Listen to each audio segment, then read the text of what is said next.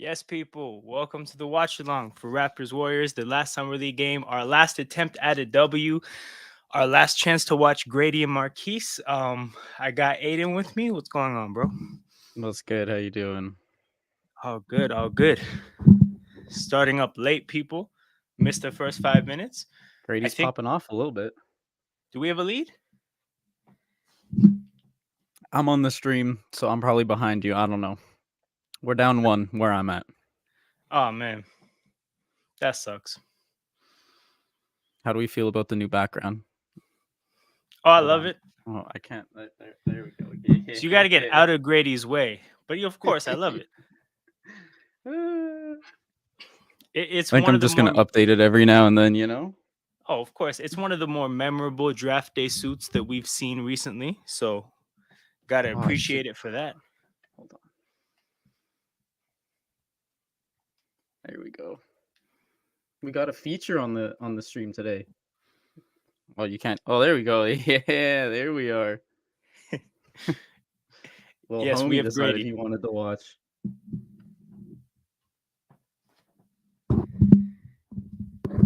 So he's popping off. I mean, he's playing pretty well thus far. That's good. That's good. That's what we need to see. Move out of Dick's way. I should. I should just turn my cam off. Grady can be me today. For real. For real. Make way for Dick. No one gets in the Dick's way. For real. No, we have the good luck charm, man. Got my roommate's cat. He's here to fucking vibe out. Oh, We let's can't go. lose. Hey, we can't lose. What's the cat's name? Oh, he has 10 points, 4 for 6. He is popping off. Yeah. Cat's name is Kilo. Here, Kilo. Okay. here he That's is. that's a great name. He's Okay, vibing. we do have that's our guest people. 3 people on the watch along. He's the good luck charm. There's no way we lose. Let's hope. We can't go 0-5. There's no way that Darko's era, even though he's not a coach for this team specifically, starts 0-5. No, definitely not. Wait, Golden State's 0-4 as well. Okay. Say less. This is a scrub off. The rematch of champions right here. See, this is what I wondered if they would do it this way where they get you with the closest team. For this last consolation game, they just get you with the closest team to you, and I guess they did. This is two of the last four teams that have not won a game. So That is ass. Okay, what is the OG proposed trade that you're speaking of, Kenyon? yeah, I haven't heard I'm of I'm this. I'm unfamiliar, but I don't think Same. I could see myself liking it based on the Knicks. If Julius Randle is a part of this proposed trade, actually just retract this comment and don't even bring it up if Julius Randle's a part of it. Fournier 2 firsts and Emmanuel quickly. Oh, so basically 2 firsts and quickly Fournier just to make the salaries work, I Yeah. guess.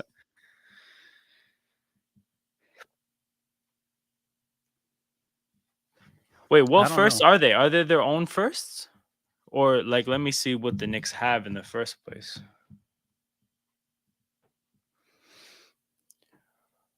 18 to 17 people. Golden State just made a shot. Looks like we got some bench players on the court now, but Markquis is still there. They have They have firsts 3 this firsts year. this year. All right, I'm gonna see who has whose picks there are.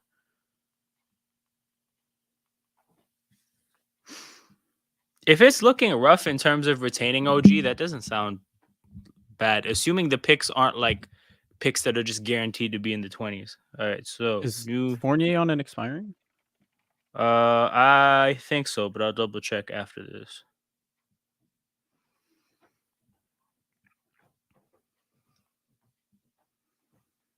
I'm checking right now.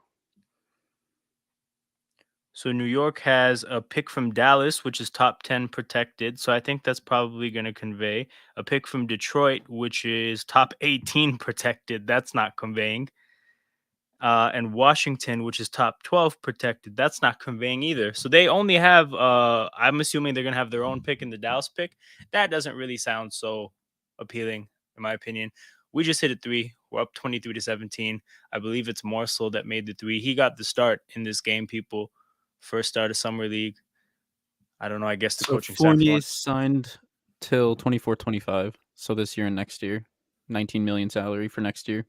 David Johnson is having Yeah. a great showing for the Chinese league. Hey, better learn Chinese, buddy. Both are top. Do you want their own pick and a future pick? Here's the thing. I think calling your shot with the Knicks kind of blowing up in the next few years isn't even the worst idea.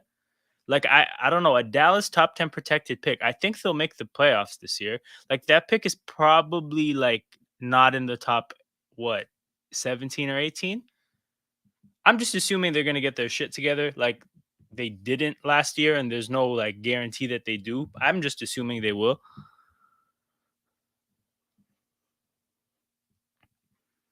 Let me see if they have outgoing picks. They don't. So they have all of their own picks.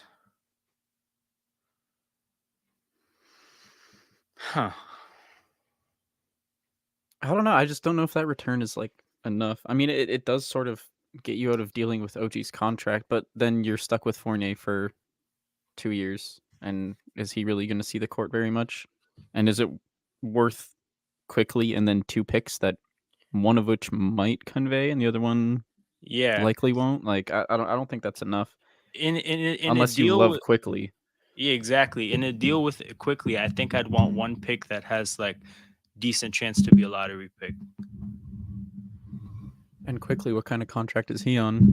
Because he's Uh gonna have to re-up at some point, is he not? Let's see. Fournier is blah, but IQ is very nice. Yeah, I like IQ.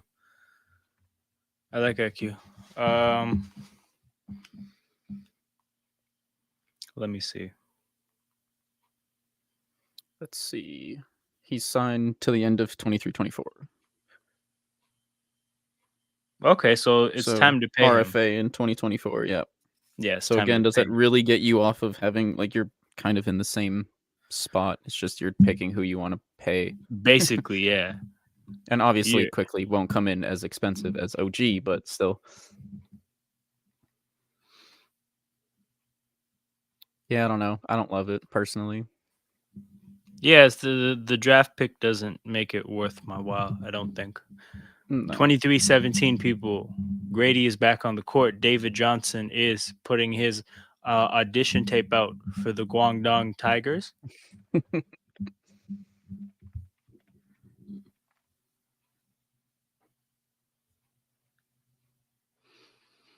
Man, they really just don't care about Summer League. It's like impossible to find a box score. Like, what is going on? For real. There's only one, too. Like, I only think there's one box score somewhere. There we go. I found one. Same Holy draft moly. as Flynn. Drafted not that far before Flynn. Yeah, bro, pain. This happens all the time. When we had that Andrea Bargnani pick, but it didn't land in Jamal Murray range, I was hurt. I was so hurt. Can you imagine if we traded Andrea Bargnani for Jamal Murray?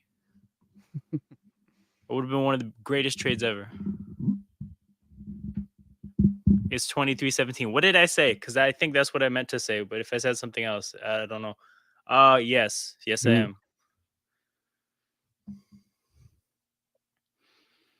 What's good, Rio? How you doing? Hey, what's up, Rio? Rexdale's in the building. Oh, shit. Where's Joe Wayne, bro? His man's popped Yo, off the yo, other I heard. night. Craig Porter. What did he drop? Oh Yo, it my was like god. 26, 8, and 6 or something, and 3 steals. Yeah. Damn. Let me find it. I want to find the actual score line. Bro, this is a fact, bro. I don't. Yo, love to Kem Birch, but I'm done with the Kem Birches of the world, being the Canadian talent that we have.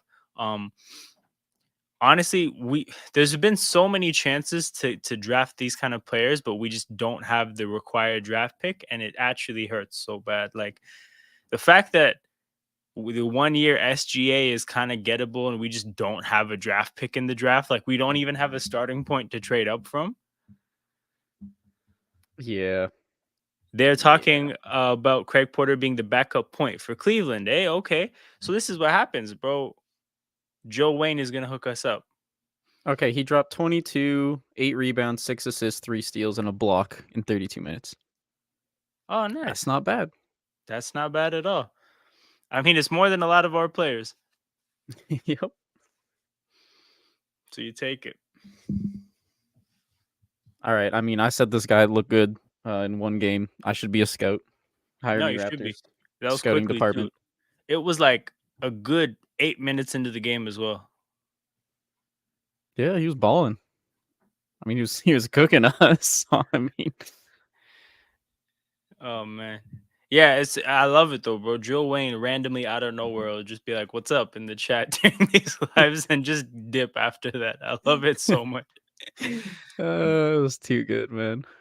Oh, there you Who go. is Real question for you. who's produced better talent recently, Ontario or Quebec? Well, Quebec has Lou Dort, Ben Matherin, Chris Boucher, the pick, first round pick this year.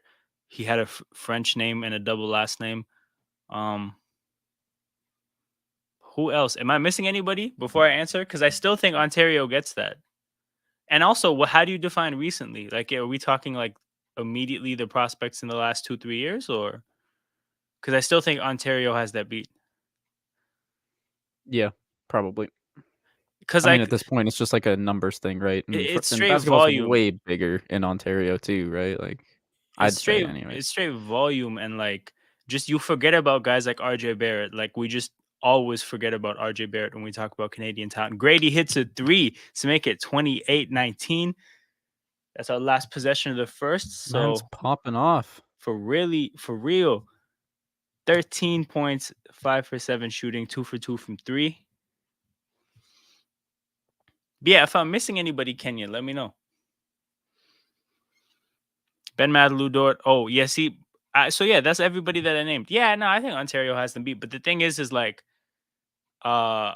if Quebec is on the rise, then like you might see more talent in the future. And then like if Ontario falls off, they're within it's a close enough proximity where they could maybe be better at some point in the future, but still think Ontario has them beat.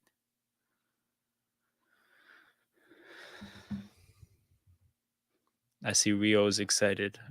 He said something here about where is it? Last game Cambridge got a 3. So hold on, Rio, did you watch that game out of curiosity, or did you like go back and look at the box score to see if Obanor or Cambridge got buckets? I need to know. BC lags behind, but they don't do terribly with Brandon Clark. But isn't it just Brandon Clark though? Like,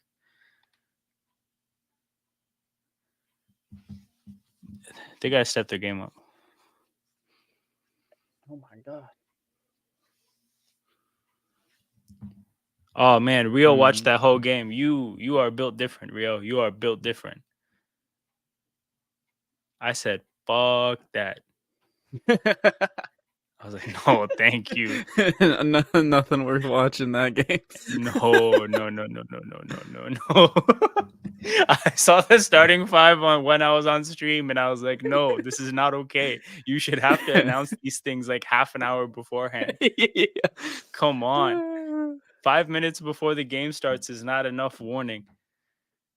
And then I watched the first quarter. I was like, maybe these guys will play with like unmitigated dog because this is their only Some opportunity purpose. for real. And then it didn't happen. And there are 2 others. Okay, I'm tripping. I don't remember any of them. Let me see. British Columbia basketball players. Yeah, who else is from BC? Wait, what? Kelly Olynyk? Okay. BC, I just think True. hockey nowadays. I played against Rob Sacker in high school. That's hilarious. Shout out to him. A part of one of the greatest Lakers teams I've ever watched. I gotta fix this background.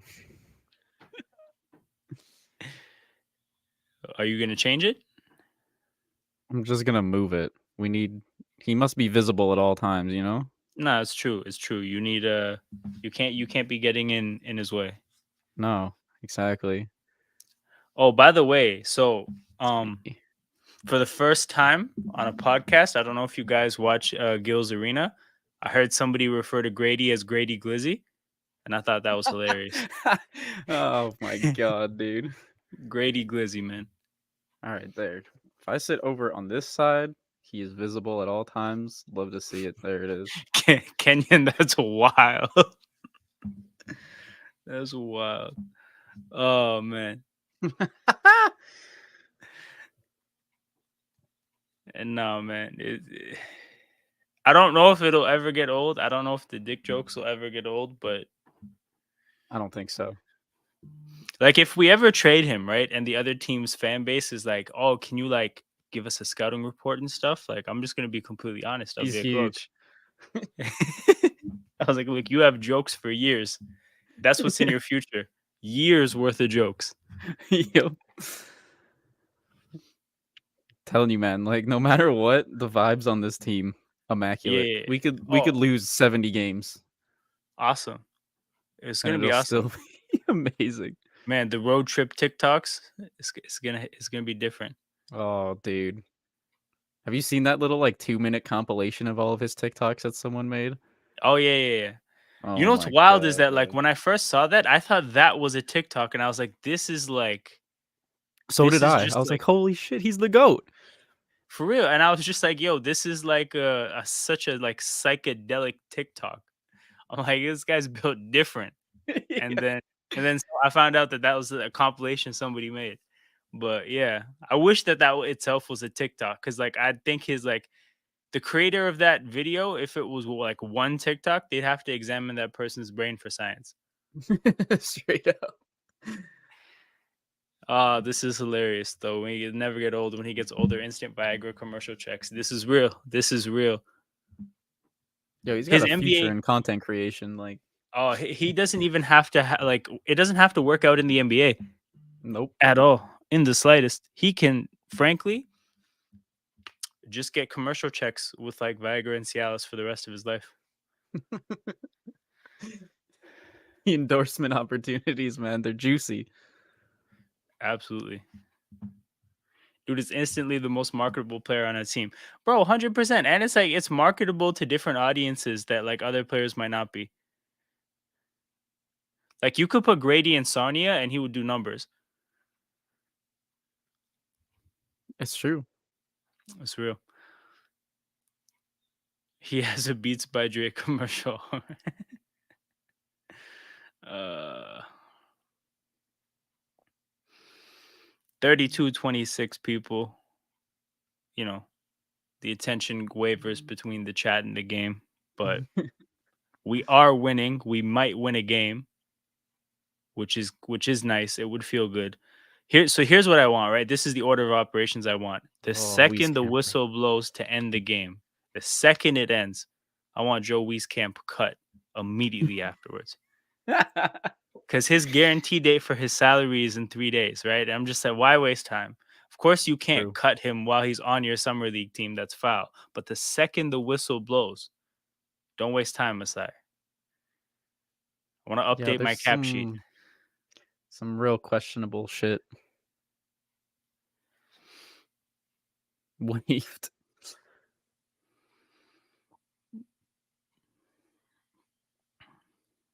For real. For real.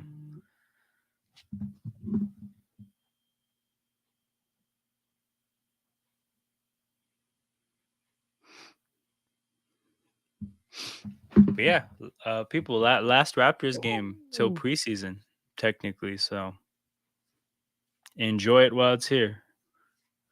This is a monumental day, you know?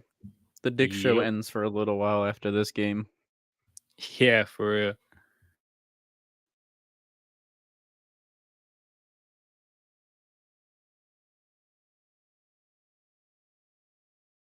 Okay, we're actually winning a game. This is foreign. They need to like call him into an office kind of a vibe, but obviously like they're in Vegas, so there's no office. So like just like call him off into like a separate hallway and just be like, look, man, we're not gonna waste your time or ours. What city do you need to fly to from Vegas? It does Where do you not need have to to go? be. It does not Where's have home? yes, Rio, this is the last game. So this is everybody's last game except for like this weekend. All the games are everybody's last games except for the people in the playoffs who, you know, it's ring season for them. This is what we summer league for. Exactly. This is what we summer league for. The the big prize at the end. Did the Raptors win a summer league one year? I think it was when JV was in summer league. I think we won that year. I think, That sounds but that was kind of cool. familiar. Yeah, that was fun. That was cool. That was nice. Matt Let me better look have it up. his bags back. No, it's true though. Like $1.8 million guaranteed in 3 days. That has to not happen, especially with how Yeah, no, he's looked pretty terrible. We lost in the finals. Okay, there we go. Oh, we lost in the finals. That's what it was. Damn it, JV. Okay, so we need to get that done because we have the G League chip. We have the NBA Finals ring. We just need the Summer League ring, and then we have it all. Then we have to win the play-in tournament.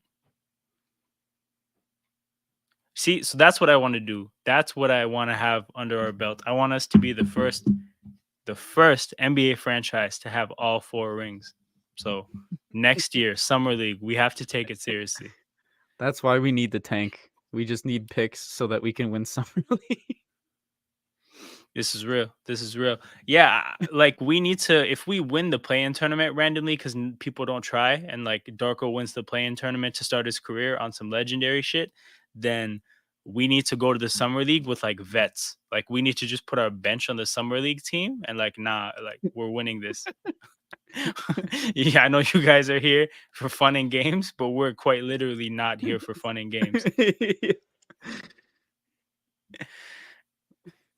Oh man, Otto Porter Jr. at summer league. What was the quote? Bigger aspirations. Oh, for real? Yeah, yeah, exactly. Goran Dragic, bigger aspirations than the team that's gonna eventually go to be the first team ever to have all 4 rings in basketball. L, like an idiot. What an idiot, man. This guy doesn't want to be part of history. 100%, 100%. But it's What what can it you is. He do? randomly got booed every time he ever came back to Toronto, which is just hilarious to like for Goran Dragic, like a random bench player at the end of his career who like just objectively isn't good anymore to just get so much hate. I know. It was so like petty. I loved it, man. I thought it was so funny. Like it was so unwarranted, but still hilarious. Yeah, it was awesome.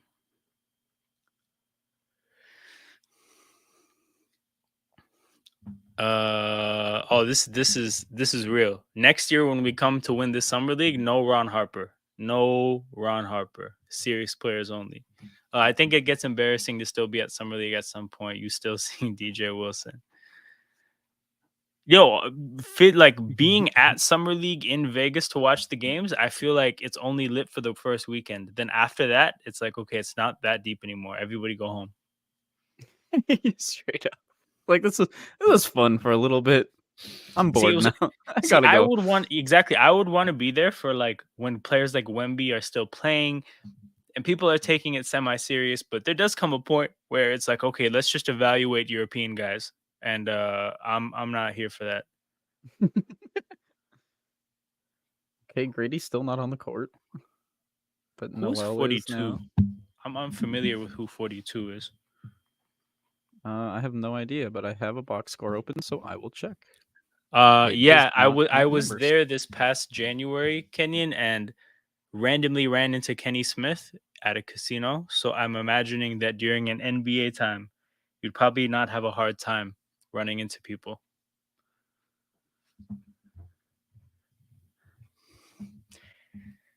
Yeah, I mean, I get it, but also like I was only there for a weekend, so frankly, it's not like I had too many days to really like get too sick of things. So by the time I was done with things, it was time to go. So the timing was good.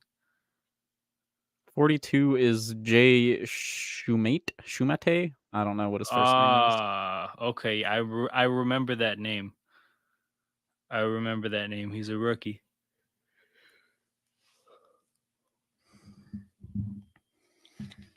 Nah, that's crazy though. Like this last summer league game is really the better learn Chinese buddy game of the weekend.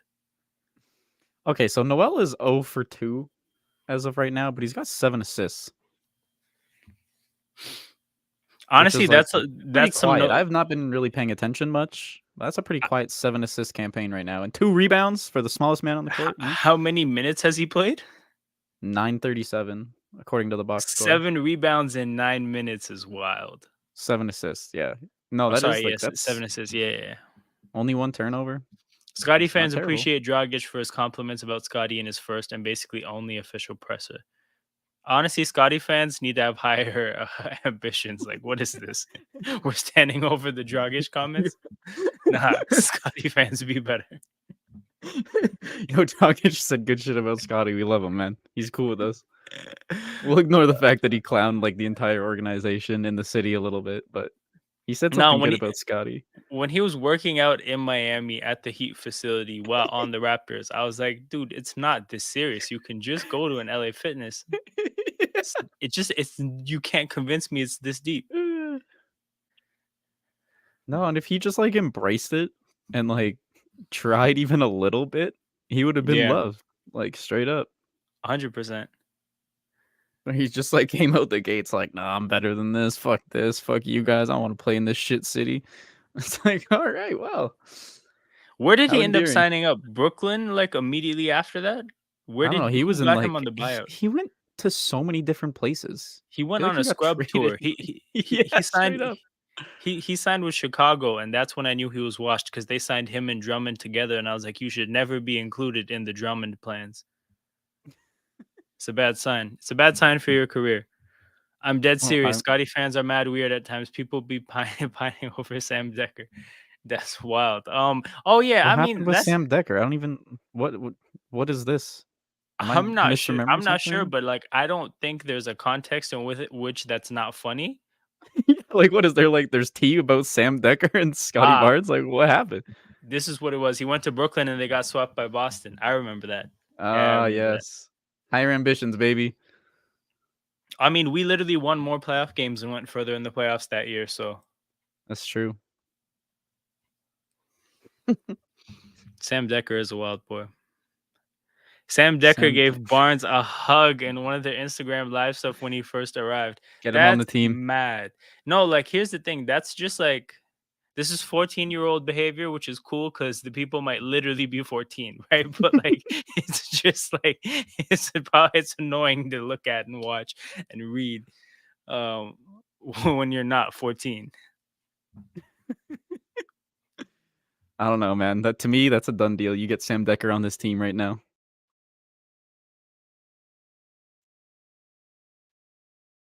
He hugged Scotty once. It was wholesome. We got to make it happen now. I mean, yeah, man, why not? Like, you get him to Canada, he can't vote for Trump while in Canada. Like, all parties win. All parties win. I mean, would you rather have Wieskamp or Sam Decker? You know?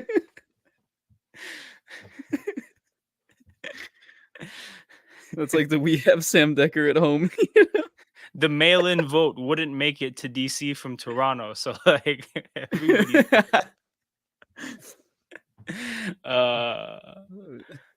Wait, Vibes Queen Sam Decker. the game's close now. Okay, Moses. Damn Moses, I miss what happened. Nah, man, Biden equals He mail-in vote. dunked.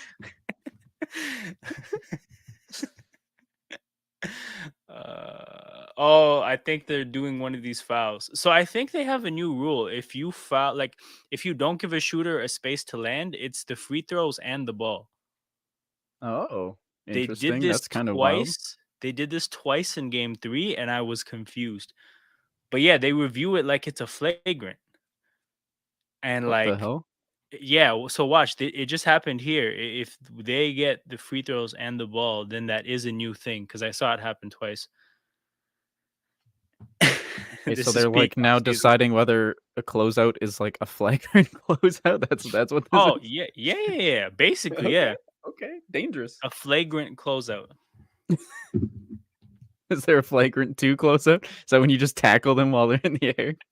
If yeah, so here's the thing, like if you spear the person while they're shooting, then I agree, like you should get thrown out. Yeah. But like, I think, like I understand how dangerous it is to like for a shooter to land on a person's foot and like roll their ankle, but like, I feel like it would be such an easy thing to mess up, like when you're just like honestly trying to not do that.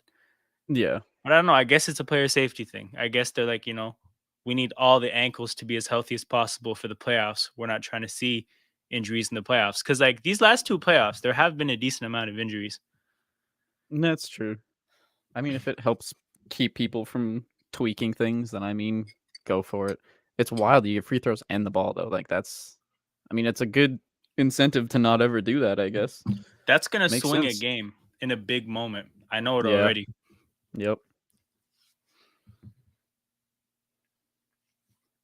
But then they're also trying to like crack down on flopping too. So you're Yeah, gonna have for it sure. go like both ways where guys I, are gonna I just like feel like flop you're the gonna get shit out of so something many like this. technicals. Yeah, You're gonna it's get gonna be so many wild. technicals next year. See, so yeah, it's I mean, I'm ahead of you, but like these are like technical free throws he's taking, and then they're gonna get the ball back. What? It's a serious call. It's a really serious call, and it's a 3-2, so it's three free throws and the ball back. Yo, this ref is fucking sweating out here, my man. Holy. It's hot in Vegas, baby. Reckless This closeout. is true. This is true. Okay, more serious comment time. Grady's ability to have counters off the dribble at this point is a very good sign. I mean, yeah, he's really early in his development, and even though that's not a strength, like um, in terms of like taking people off the dribble, uh, I'm sure that like with time, the base that he's at right now, like it's not a bad place to start, and with time Yep. it could get better. Um, I don't and think yeah, he's gonna be asked to do that a whole lot anyways on the main team, right? Like, the legend will grow. Yeah, he'll be like the most he'll have to do off the dribble is like attacking closeouts. That's about it. yeah. And he's already shown flashes so far. I mean, we talked about this too a little while ago that like he sees the court very well, I think, for a 19-year-old. He Yep. usually makes a good decision. Whether like he's getting attacked off the closeout, like whether it's a dribble pull up, whether it's a pass, whether it's a fake, like he tends to read the play pretty well. Yeah. Yeah, like I'm happy with him. Of course, I think some people are looking at other players in summer league that had different kinds of performances and are kind of like Of course, looking at yeah. Scotty, but like, oh, sorry, looking at Grady, but like, just you gotta look at his game. Look at the fact that too, it's not built for being the best player on a team, and he is that in this team. So Yeah, uh, no. His you'll see supporting more in cast October. You'll see more is questionable. October. So I think the Warriors are on a 12-2 run, and they took a 1 point lead, 42-41. Maybe we'll go 0-5. We'll see. We'll see more. Let's go, baby. Man, you know, it's peak off season when people are literally holding Twitter spaces for 4 hours to talk about the massage therapist that left the Raptors. Dude was on the team since the 90s. Oh, it was time for an upgrade then. What the hell? I mean, this He is must. just like peak Raptors fans, bro. Like, Yeah, especially the subreddit, man. They have been on some shit lately. Some of those people need to go. They need a massage themselves, bro. They need to hit that massage 100%. therapist up 100%. and go and get one. For real. Relax a little bit. They need Take a to go get breather. a bunch of massages and like test out a bunch of therapists and give a recommendation to the Raptors. Agreed. Oh, see, so this is what I was gonna say. I was gonna say if he's been there since the 90s, probably old as hell. His hands probably don't have the strength that they used to. You know what I'm saying? Get some young, fresh blood in there. We need stronger hands The on the massage massages just table. aren't hitting the same anymore, For man. real. Man needs a massage himself at the end of the day. He's so fucking exhausted. And that's the new hire, man. That's who replaced him. He trained his replacement. Oh my god. It's come full circle. Maybe they were hitting up the RMT and it was bad. What's the RMT? I'm unfamiliar. I'll look this up. RMT, something massage therapist. Oh yeah, the Raptors Is massage my guess? therapist. Registered massage therapist. There you go.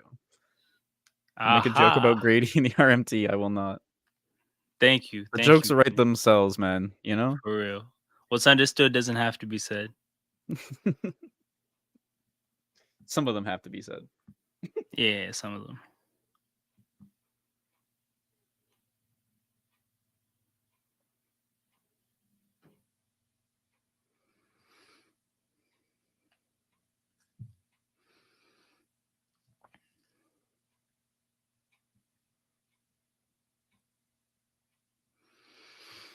But yeah, the Warriors have the ball up 2:50 to go in the second. Gradey is on the court.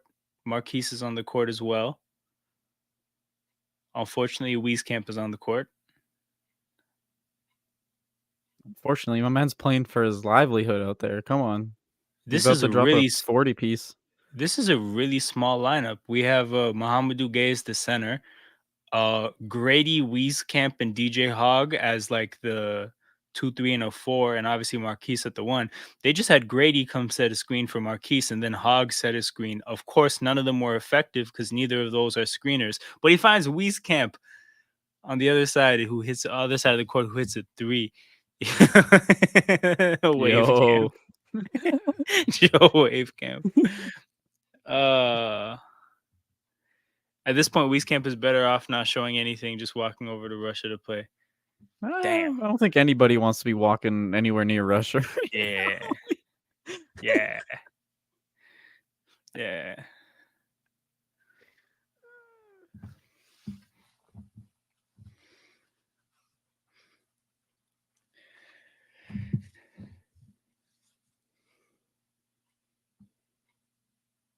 Marquise finds Gradey.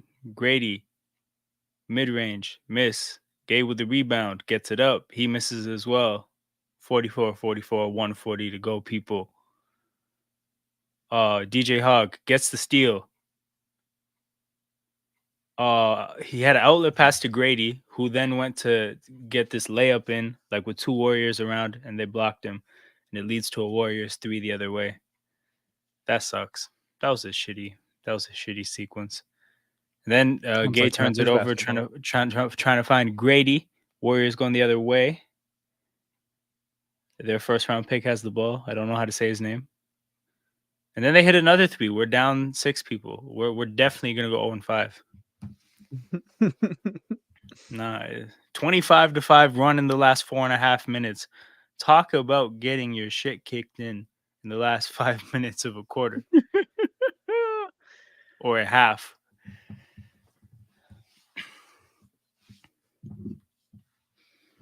You know, these things happen. Sometimes It sometimes builds it character, doesn't go people. your way. Yeah. It builds character, people. In our character development arc right now, the summer league squad.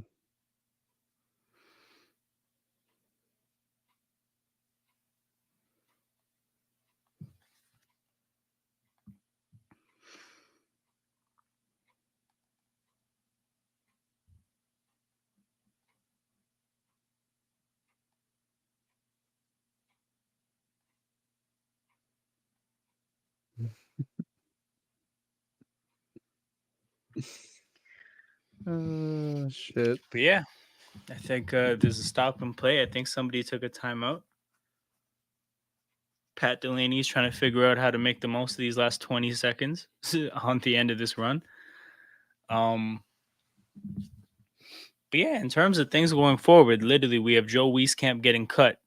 That's gonna happen. They're probably gonna fill out the end of the roster, get up to 20 guys in the next few days. So we'll see what they do with those spots. There is very much a 15th spot on the roster that is entirely up for grabs. That's not guaranteed. So like Yep. that's something to freak out about. You know the subreddit's gonna go crazy about the 15th man. It Of course. admittedly, this time last year, when Jeff Doughton got a 2-way deal, I was like, I don't know, that seems really random. After Summer League, they gave him a 2-way deal. I just at that point I thought I was like, what's the point of him being on a 2-way deal? I think he's too good for the G League. He was really good in the G League the year before on Orlando's G League team. I was just like, what's the point? Like, we know he's going to be good there. He was really good in summer league. Just get him on the Raptors. Like, he literally only has 45 days on the Raptors, which is what we need to see if he's good enough. If that's the level we need to see if he's good enough to play at. But like, we put him on a two-way for some reason.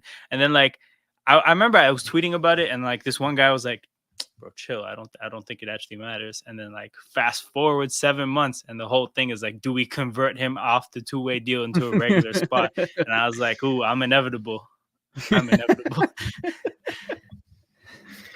Man, you should be a scout too.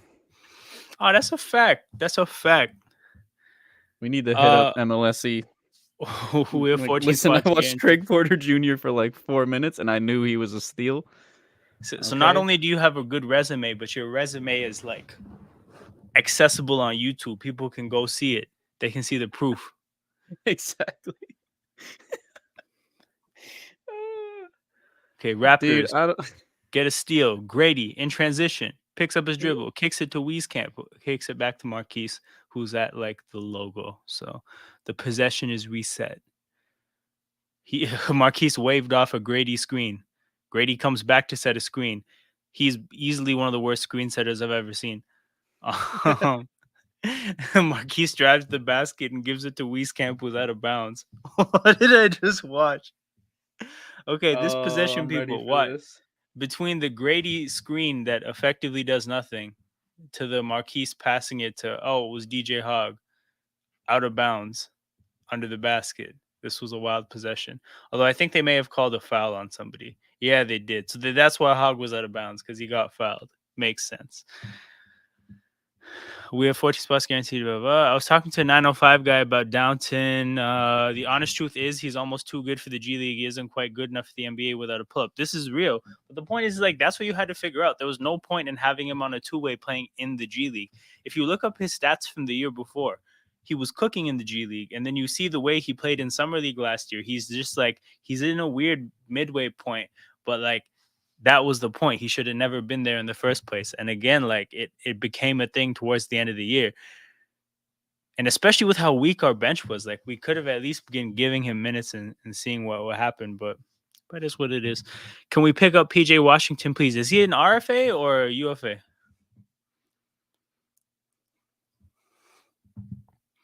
This sucks. But see, that's even it's like it's only like that's its own thing. Like, why is the G League squad so bad that there need to be decisions made for the Raptors that benefit the 905?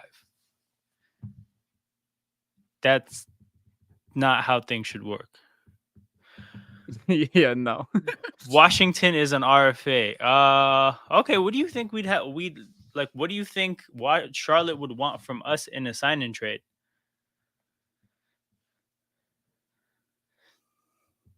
Yeah, Miles Bridges did get a contract before PJ. It's wild. But that's what I'm saying, Kenyon. We'd have to do a sign and trade. So I wonder what they would want or what they'd be interested in. Like, I'm sure an expiring deal doesn't do much for them. Yeah, no. Like what? How would it even start off? That kind of deal. Hey like, guys, do you want Chris Boucher? Yeah. Boucher and Precious. Like Boucher, Thad Young, Otto Porter Jr. Who says no? Don't tell me you wouldn't want Washington over those two. I mean, yeah, but are they going to take that as an offer? I don't know. That's the thing. So Boucher and Precious is what? Like, that's like 14 million salary put together, 14, 15. So that lets us sign and trade for like 17. But do you think that Charlotte wouldn't match that? Because I'm trying to figure out what's the number that Charlotte wouldn't match, and then what's the level of salary that we'd have to include to make that trade happen. Tell Jordan to come back so we can make a deal. Nah, as his final trick, he needs to make PJ Washington disappear to Canada.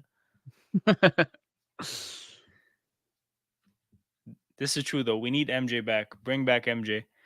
I saw a video on basically how he made a bunch of bad investments that put him in a spot where he had to sell the team. and it was pretty wild. Michael Jordan's You a love to crazy see it. character. Charlotte is only giving him the qualifying offer. So they have no intentions of like working anything out with him. They just want him to be on that 1 year deal. That's crazy.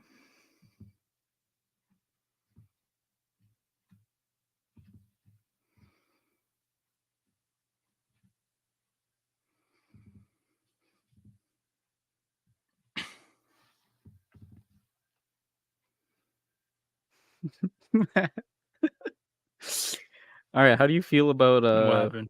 a trade for Lillard?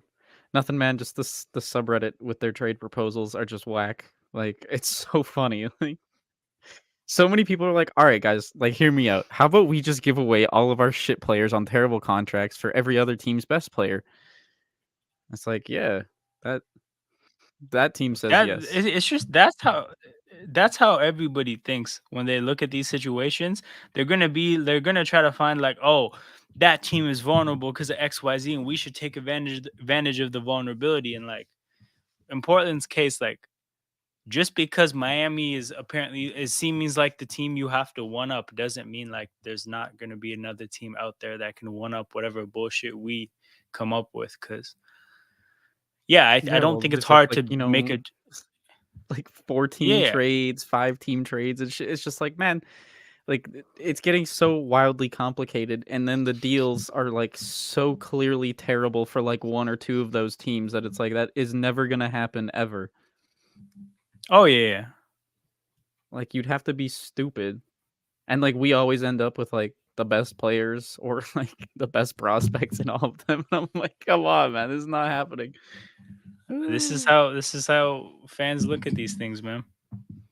Would you be interested in trading for Lillard? That's the real Oh yeah. question.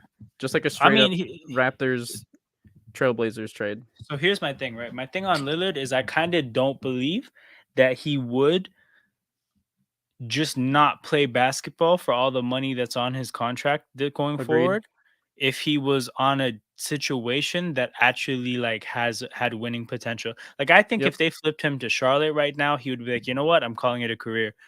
Yeah, Um, fuck this. Straight up. that would happen, right? But if he gets traded to a respectable situation, I don't buy that he's not going to play basketball. So I do think that he could get traded somewhere else. As for the Raptors specifically, I think that there's a delicate balance that needs to be found in terms of finding a trade that leaves us in contention Mhm. that's still good for Portland. And this is where like you always kind of have to ask the Scotty Barnes question of like Yep. if if trading Scotty Barnes lets us keep all our win now players, do you why not explore that possibility? Because then that actually gives you a good team right now, and like you can chase a championship. At the end of the day, it's a pretty simple. I think you have to look at Denver as the gold standard, no pun intended. You have to see what you know. You have to look at your team and say, can this team beat Denver? And if the answer is no, there's kind of no point in making a trade. I think, to be No, it's true. honest. It's just funny because like the whole offseason, I mean, the last like year, honestly, has just been like, oh, let's try and put OG next to Dame. Let's try and put Pascal next to Dame and whatever. But like, I think you seriously consider an avenue of trading Scotty for Lillard. I know people are like, oh, it'll never happen. They wouldn't give him up for KD, like blah blah blah. But if you can manage to trade and get Lillard here without gutting our starting five, like if you can keep OG, Pascal, Pirtle, that's an actually scary starting five, especially in the East. At halftime, we can be degenerates and pull up the trade machine and try to see what this would look like. I mean, we could. It would have to be, I imagine, like what it'd be Scotty and then salary filler of some type.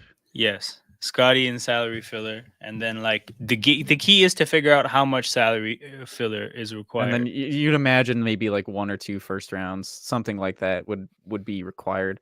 And then you have to figure out if you're going that far, do you value those picks and try and get someone like, Nasir Little, who I mean they've shown interest in the past as far Yeah, as I yeah, remember, yeah, right? Like, do you try and swing that in a trade as well?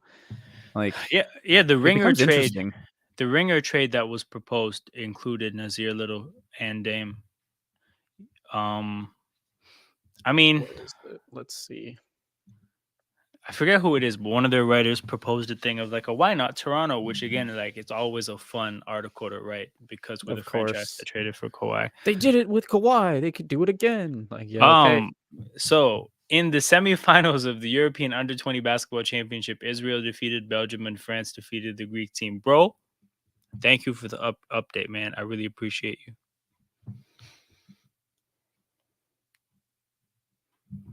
Hey, my man's keeping us updated on I appreciate that. Hey, people, FIBA European World Cup ball. content coming to the channel in August. So you want to see SGA and Jamal Murray give people buckets? Tap in. You know, in the name of being aware of the tournament, we're probably going to be watching some other teams as well. But yeah, tap in. Engage in some nationalism at the end of August, man. It's fun. Okay, the Ringers trade proposal is Lillard and Little for Scotty, Gary, Chris, Thad, and Otto Porter, plus our pick in 2028 and a pick swap in 2029.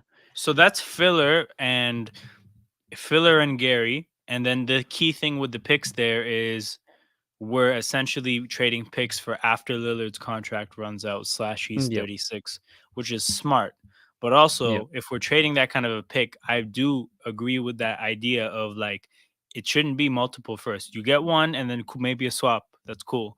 But like Yep. that pick will probably be a good pick. They shouldn't be able to get more than one, especially if you're trading Gary in that situation. I very Yeah. much think like if it's filler, Scotty filler, and then like 1 to 2 more assets after that at most. But Yeah, frankly, I like. I would try to do Scotty and filler and just try to like dig my heels in and be like, nah, man, I really don't think you're gonna get a better offer, and I Yep. really don't think you're just gonna put this team out on the basketball court next year. That's the thing of like with Dame, Simons, and Scoot. Like you just can't. I don't think you can put that on a basketball court. That's just wasting No. everybody's time. You're wasting Scoot development time, and you're wasting Dame's time. Well, And and there's no Shaden, way. right? Like it becomes like such a Oh, log jam. 100%, 100%. I didn't even include him in that. Exactly, right? Like that only makes it worse when you think of it that way. We got another update from my guy here, whose name I can't read. Tony Kukoc, Drazen Petrovic, Velda Divac. The national team of Yugoslavia was the world champion. I recommend the movie Once Brothers, but the war in Yugoslavia and basketball. That actually does sound interesting. I'm not gonna lie, that does sound interesting. That seems like it would be a good off-season watch. Um, I might get into that and get back to you if you're ever in the chat again. Also, oh, never mind. It does make sense. I was gonna see if I could if I could put his name into the translator to see, but maybe at halftime. Hit up ChatGPT. For real. Translate this name. No, I legit think that Ringer trade. I don't think it'll happen, obviously, but I don't think it's a bad deal for I think it's a decent deal for both teams. I think that's one of the better deals Portland could get. Agreed. Quite It just frankly, comes down to, are you a big enough Scotty fan that he's untouchable for you, like he is for a lot of Raptors fans? Oh, Dick with a yeah. nice steal. I think I'd also be, and this is why I want to put it in the machine. I'd want to be more inclined to include draft picks than Gary Trent Jr. But if he's needed for salary, then like it just is what it is. You got to deal with that. But that being said, that deal had what? Otto, Thad, and Chris Boucher, I think you said? Yep. Shit, there's not really any more filler that we have. Oh, alley-oop to Gradey. Let's go. Damn, I'm ready for it. Oh, Markquis Well, then, to Gradey. in that one, you're getting Little back. Does he play shooting guard at all, or is he just strictly a forward? I think he's a forward, but I'll see what it was looking like last year. Let's see. Okay, last season he shot 36% from 3. It's not terrible. How many attempts? I mean, he shot 2 points. No, that's not right. 2.9 attempts a game. 3.7 the year before. Okay, so he'll shoot a little bit. So Basketball decent Reference does a thing where they do position estimate, where they estimate your position in the lineup and then put it all together. So Yeah. it does say that last year he played the 2 for 21% of his minutes. He played the 3 for 56%, the 4 for 22%, and get this, he played the point guard position for 1% of his minutes. Okay, I mean, he's 6'5", 220 pounds, according to Basketball That's Reference. two size. Yeah, like, on our team, he would be asked to play the 2 or 3, maybe. But we have so many I forwards think he that, like. also has a wingspan. I think he's very Vision 6'9". Is he? Oh I think god. so. I think I remember him having, oh, yep, 7'1" wingspan. Let's go. Oh my god. He's that Question Norm to Powell replacement, bro. Question: Toronto has players from Europe. Is there a set of scouts that follow a player outside of America? Yeah, I think at this point, every team has a set of scouts that's supposed to be scouting talent outside of North America. The thing is more just how seriously do the main decision makers consider that kind of talent, um, which is going to vary from team to team. But I think with Toronto, there's always been open-mindedness to international talent, being that one, we're an Yep. international city, and two, we're the one team that's not in America. So we kind of do have to think outside the box a little bit, with the fact that a lot of American players are generally just going to want to play in environments that feel more like home, which, right or wrong, may not include Toronto. So I think the Raptors having European players is more of the main decision makers, how they look at European talent, and putting a team together. Yeah, I'd agree with that. We've never been shy about having European players. Yep. And I mean, I think you'd be foolish to not have scouts, everywhere. Oh, 100%. Because this is the thing, too. Like, a lot of this, the European talent, I mean, obviously, some of it was drafted pretty high, but Giannis was pretty underdrafted. Jokic was very underdrafted. Yep. Historically, guys like Tony Parker were very underdrafted. Manu was underdrafted. Like, it's not just that about the talent that exists there, but whatever talent you find, you're gonna get like a better bang for your buck in terms of whatever you it costs to bring the talent in. So frankly, I think every team should be looking to take advantage of that. And as basketball grows in the world, that kind of scouting should happen in different places as well. Like, there's gonna come a point in time where I think, like, as basketball grows, you're gonna probably look at like certain places in Asia, certain places across the continent of Africa, and like see this type of value. So, Oh yeah. interesting part Well, of and some of sports. the some of the biggest faces in the NBA right now are European players, right? Like, it's Yep. just how it is. Because you're gonna have kids growing up watching Doncic and Jokic and like all these guys that are gonna be like, huh, maybe basketball is a legitimate avenue that I can take. Like, And it's so simple in basketball too, because it's just like, hey, look at what I'm seeing these talents do. Oh, and also I'm 6'7". Maybe I should, exactly. or like I'm a really big kid. It's one of those things where like w- the interesting thing about making it in basketball is that you're really only competing with a certain pool in the world in terms of size. Like, you're competing against the 6 footers of the world and above. It's not Yep. the same as in other sports where it's just like it's you're competing really against the whole world. It's different. And this is the thing too, is like when it comes to center positions, if you're a 7 footer, you're competing against the 7 footers of the world. That's low key not even that hard. Like, I think I read a stat somewhere of like it could have been wrong, but something like one in every 27 footers in the world plays in the NBA or something like that, right? Like, That's uh, insane. which is a crazy thing to think about, but also there's Yeah, literally just not that many 7 footers in the world. How many it's times are you true. walking around in society and you run into a 7 footer? That doesn't really happen. Nah, man, it's like wild enough running into someone who's like 6'5". It's like not that common a thing. Exactly. Exactly. And like, I remember seeing a podcast where these guys were joking about like, hey, whenever we see like these really, really like tall security guards, we can't hits a three, by the way. Whenever we see these like tall security guards that are like 6'8" and stuff, and like he's like, I look at them and I'm like, man, what went wrong with you? How come you couldn't like make it in basketball some way, shape, or form? What are you doing wasting all this size? Like, I you mean, it's must like have kind of two left true. feet. You must have two left feet. Well, that's the thing. A lot of big dudes like that are kind of like lumbering, Yep. not super. What's the word I'm looking for? Clumsy, clunky guys, man. Yeah, They're not graceful fucking unicorns like KD hitting fader off balance like mid range shots. Doing 5'10" stuff at like 7 feet tall. Exactly.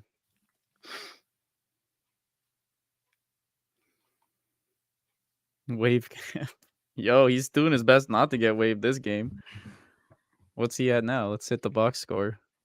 My man's He's 5 for doing his 6, thing. 2 of 3 from 3, 12 points, 1 steal, 1 rebound. Oh, he's making his case.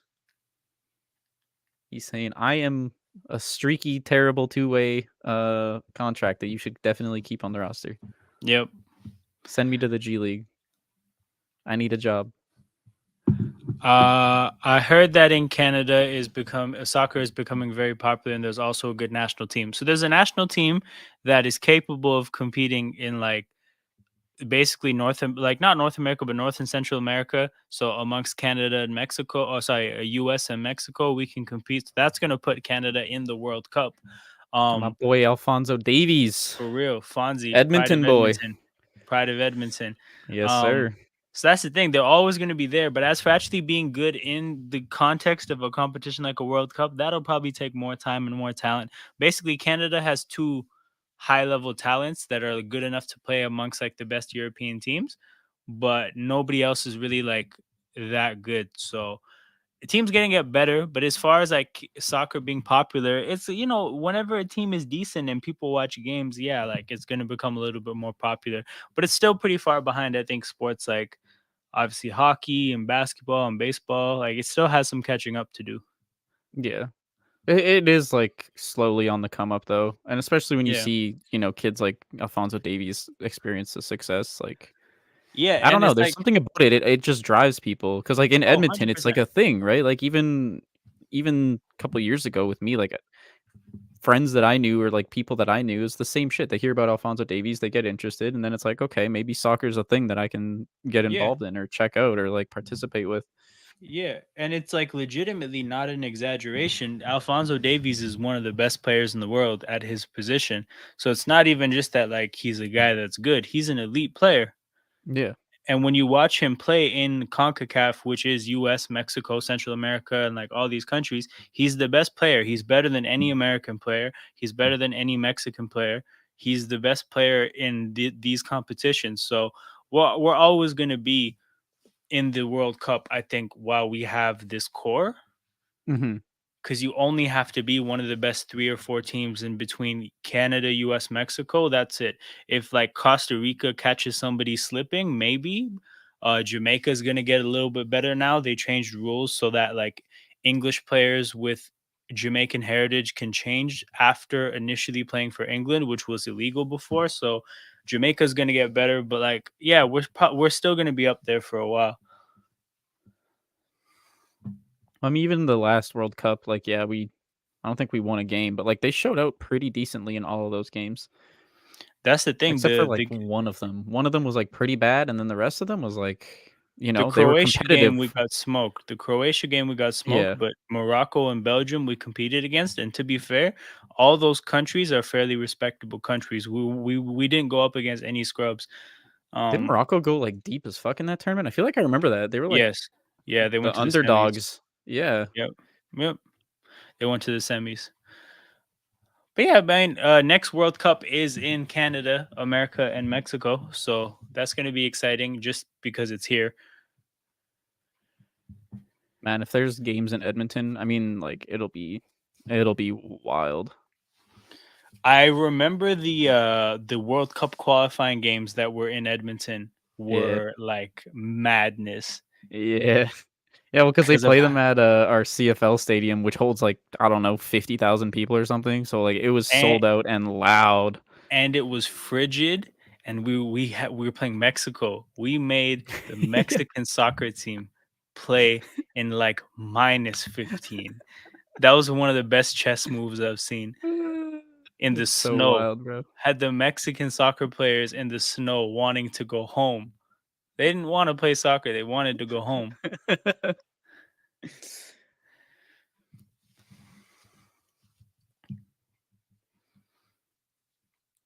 But yeah, Mexico's in the decline.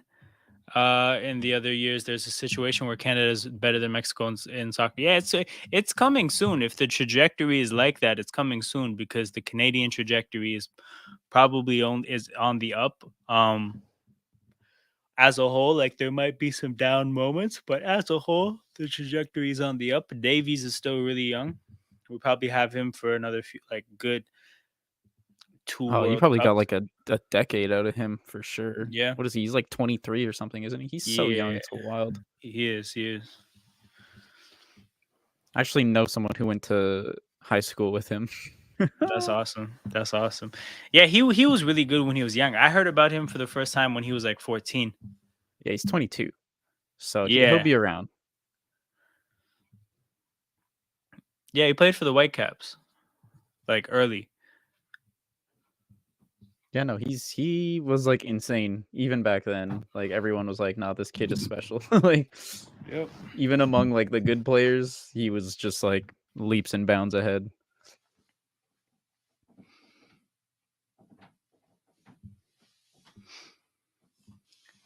I We're don't know. As down. this game is like kind of, getting towards the end, I'm very curious to see how our G League team sort of rounds out because I think Gay will get a spot on the G League team. I think he's done enough to warrant that.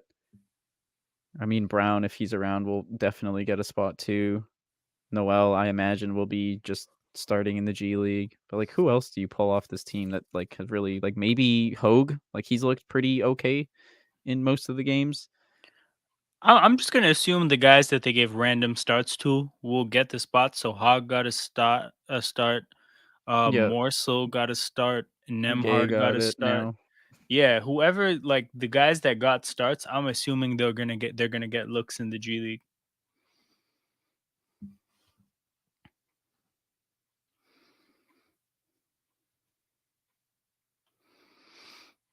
But yes, people, we're down 9, 3.5 minutes to go. It's not looking good. We're probably gonna take this L and go 0-5. Um, if you're in here, make sure you're liking the video, subscribing to the channel. The engagement helps the channel grow, and the bigger the channel gets, the more content I can give you guys. So make that happen. If you want to support fan-made content, the ecosystem grows. So make it happen, people. Hell yeah, do it now. You have no choice. Immediately. Cambridge Junior. Has he played at all? I honestly have not paid enough attention to I the don't summer think league. so. He hasn't I played don't this think so. game.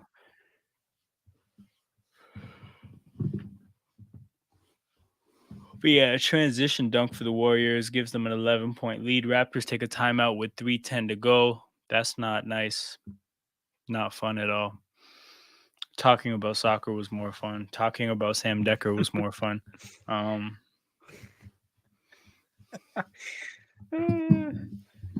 I mean, Noel went from like 7 assists to 1 turnover to 10 assists and 6 turnovers. So you hate to see that. He Yikes. does have 2 points now, though. So What is he shooting? 1 for 6, 0 for 2 from 3. Uh, Yeah, the 3-point shooting is the best it's been all league at 30 or all summer league at 37.5 for the game. There's not a lot promising from most of this.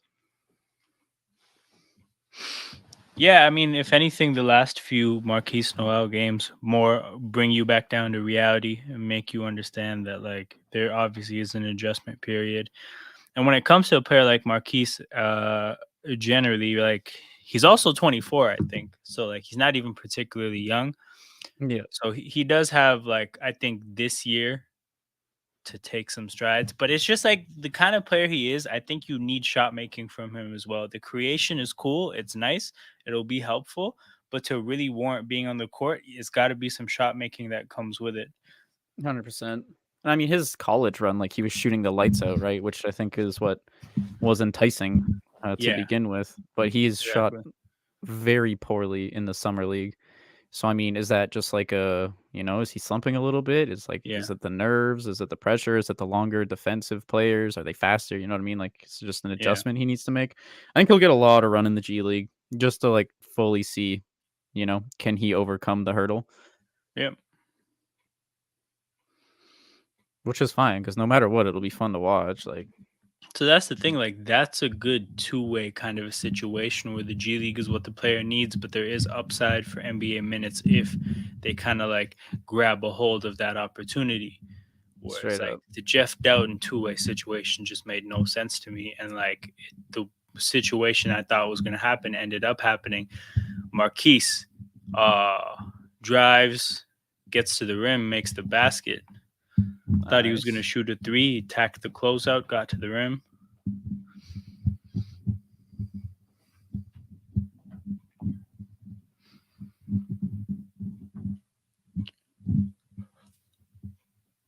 How do we get Otani to the Jays, bro? Oh, how do we get Otani to the Jays? Yeah. Uh by hook or by crook, man. I feel like the Canadian government has to get involved somehow. There we go. We need to contact the embassy in Toronto, maybe see what they can do to help. Um we got Kikuchi and Ryu that need to probably do something as well. A And little then bit of frankly, tampering. yeah, Bell and Rogers just got to put the bag on the table. It's as simple as that. Look, you've been overcharging Canadian citizens for a long time now. Yeah. Put up or shut up.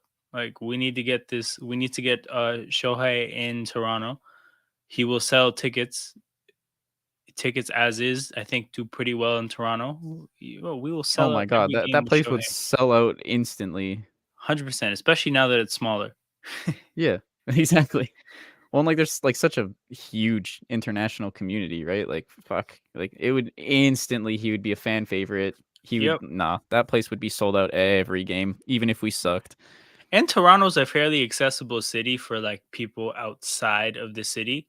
Like I Yeah, remember I went to a Jays game a couple months ago against the Braves, and I was actually shocked at the amount of Braves fans that I saw at the game. interesting. I did not know. I was like, did you guys show up all the way here from Atlanta? Are you guys just random Braves Yeah, fans what? north of the border? What is this? But I saw probably at least 30 Braves fans on a random Saturday in Toronto watching a Jays Interesting. game. And not only that, there was like they have these suites at the upper level, and then along one of the suites, somebody like used like basically made signs that were said A, T, and L. So I'm like, okay, there's more Braves fans there that Yeah, I what? can't There's, like, see. some coordination here, like, This what is the what hell? I'm saying. So I'm like, this is a crazy amount of Braves fans. And I just figured, I was like, I don't know. I guess if you're like a wealthy person that wants to follow a team that's doing well, like ending up in Toronto, if you visiting Toronto in the summer is probably one of the better cities you could visit in the MLB, like for True. these road games, right? Like you probably don't want to go watch the Brewers if you have the chance to watch the Blue Jays, right? Like so like I get it. So that's what I'm saying with a situation like Shohei, like I think you could get people like from all over the place if they want to watch him can go pull up. Dude, I'm Um not even, like, a big baseball guy, but if he was on the Jays, I would fly out to watch a game, like, 100%. straight up. I'm like a basically I'm a fair weather Jays fan. If the Jays are a playoff team, I'll watch them in the playoffs Yeah. and like the end of the regular season as a playoff team. If not, I don't watch any games. I'll just go to a game like once or twice a year for the vibes. Well, like, what Otani's been doing this year, I've been put on notice. I've been, like, It, checking it's in way more compelling. than I would've. It's He's compelling. the GOAT, man. He is He's the GOAT. actually just the GOAT. He's the GOAT. Yeah, so the World Baseball Classic, when I saw him how he played in that moment, I was like, okay, so and he's a dog too, and he's got like that Mhm. clutch gene. I was like, okay, it's serious. Grady hits a three, people still down Let's nine, go. 45 seconds to go. He is now 8 for 15 from the field, 3 for 5 from three, 20 points on the day. Just turned it over to hand the Warriors a basket. Then it could have got dunked on, but he didn't jump. So that's great court awareness right there.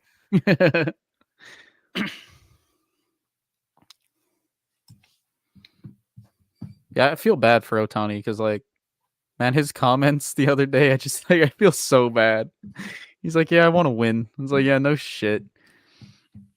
You're, like, the That actual GOAT, and you're, like, stuck on this team that's just." I mean, they have so many injuries, so, like, you can understand it to an extent, but still, he's like, "Yeah, I just wanna win." I'm like, "Yeah, I feel that, man." Glizzy for three is great. God. But yeah, no, feel like what should have happened is like Vladdy when he won I think the Raptors just put it in their own basket. Um I think I love it. I think when Vladdy won the home run derby, that's what he should have said whenever they gave him the mic or whatever, like after the win. He should, because Shohei was in the building or so, I think. So he could have just like gone up to him and he could have said like, "Look, come to Toronto, we can hit dingers together." Free my boy Shohei. Not, Get him over here. he could actually say, "Shohei, next time I do the home run derby, you can be the pitcher. Just come to Toronto." Yes, there you go. And Shohei was like, "You know what? I get to be a part of greatness." Exactly. That's another moment that we're having the privilege of witnessing where we get to watch like a generational player totally change the way a game is played, which like Yep. doesn't happen that often. But So the next like decade, it's gonna be filled with kids that want to do exactly what Otani's doing. Like it's gonna yeah, revolutionize baseball in that regard. yeah, and then it's interesting because like it'll be I'm gonna be curious to see how many people that do it at a high enough level to where it's even justified. Yep, Because I know there are people like in college baseball, like there are players that do both, but like the thing is they're usually like good at one thing and like average at the other. But the whole point of why they do it is just because it's college baseball and like the team mainly sucks, right? But in yep, terms of at the top level, actually being good enough at both to warrant being given the opportunity, that's going to be a whole different thing. It'll be for interesting to sure. see. No, I don't subscribe to the idea that people are going to be able to do it to the same level as him, obviously, because he's the GOAT. It just is what it Yeah, is. But I think you're yeah. going to see way more people that otherwise wouldn't have even tried start to see if they can do it. You're It's going to going to see be wild. some pitchers taking batting practice when they wouldn't otherwise. Yep. Yep. It's probably already happening, bro, where I guarantee there's people out there that are just like rolling their eyes like, "Oh my god, man, this guy clearly he's been watching Otani and now he thinks he can do this." Exactly. Have you ever played baseball? Not like competitively or anything. I used to play like softball a good amount in the summers just for like shits and giggles, like just rec league stuff. Yeah, that's basically what I did. I could never hit that well, but like I was a decent outfielder. I That's played what I'm there for. first usually, and I could crush in in like rec league softball. Yeah, because I mean it's slow pitch. Like, yeah, I would crush Yeah. that shit sometimes. Have you ever played kickball? In like gym class, yeah, of course. Who hasn't That played that kickball? that shit's like that shit's just like conceptually so like wild and fun. I just like It is. not something I'm gonna be like trying to do my whole life, but if I ever stumble into it, I know it's a good time. Of course, it's never a bad time, dude. Could you imagine like a beer league for kickball? Oh my god! Like, tell me that wouldn't be the funnest shit ever. That'd be amazing. Watching your friends just absolutely eat shit missing the ball. Oh my god. Nah, I'm on to Rio said something here.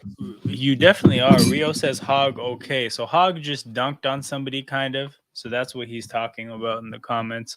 We're still down 7 though, so like that is what it is. The I'll see kickball it soon. stories will prevail. 7 people in here. Guys, make sure you're pressing the like button. Make sure you subscribe to the channel. Support us here. We're out here giving you live coverage of the 5th summer league game of a team that's 0-4. Hell yeah. You don't get content like this in many You places, don't. you You know? don't. We've talked about Sam Decker, Craig Porter Jr., mail-in votes, Shohei Shohei Otani. Otani. um, Alfonso Davies. How many other sports can we touch on? we've talked about Grady Glizzy. Yep. A lot of stuff has come up. We talked about Vegas, like as a concept. Braves fans. Oh yeah, Braves fans.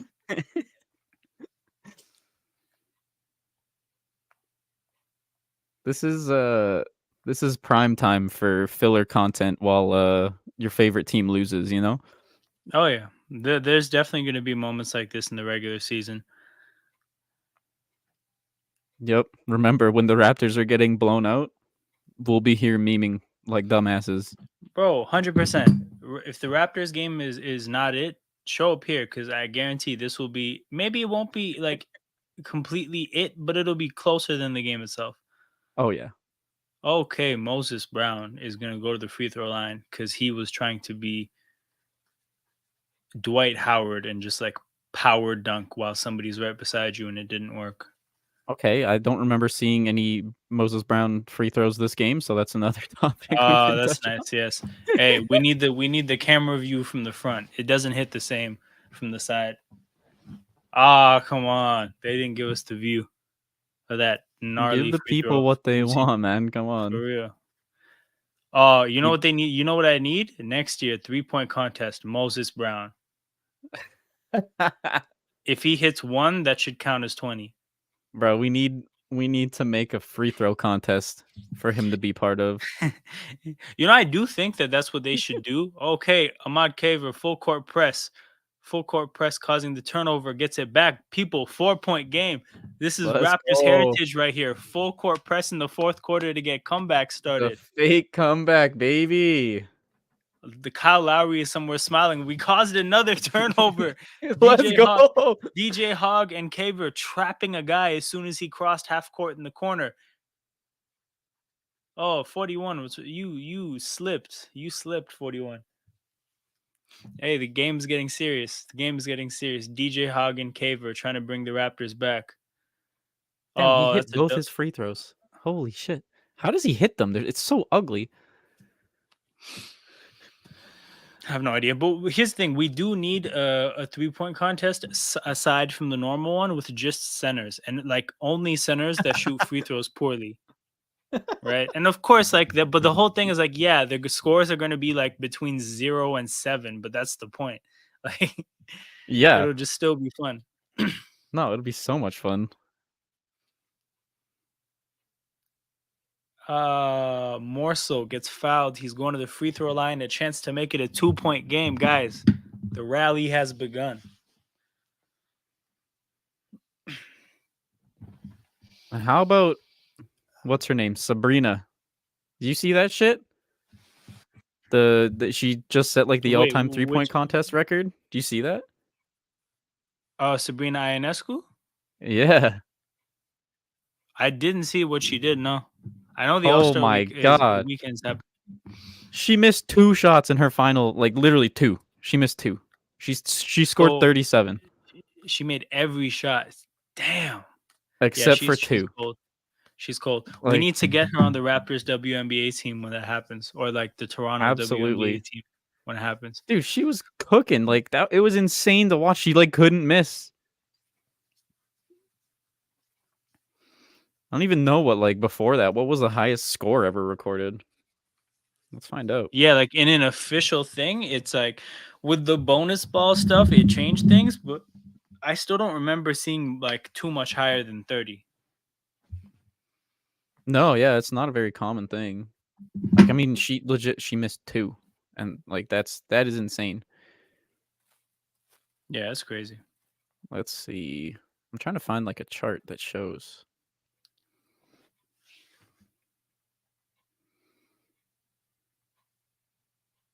The highest score in like recent years was 29 in 29. 2021, She 2022, and that was Cat crushed did that. that. She crushed that. Oh yeah, I remember Cat had the really good 3-point contest. That's when I really like. I always knew he could shoot, but it's like, okay, cool, another center that can shoot, but I didn't know he could shoot like that. Yeah. Okay. So well, they changed like the scoring of it too in recent Yeah. years. So he hit it was 29 out of 40 is what he got. So she got 37 out of 40. The best score outside of that from before they changed it Yeah. was 28 out of 34. That was Booker did that. Okay. Yeah, that sounds about right. What did Larry Bird score? Because I know he had a really good one when it was still out of Yeah. 30. I'm trying to find it. Where is it? I feel like when it was out at 30, somebody got like 26 or something.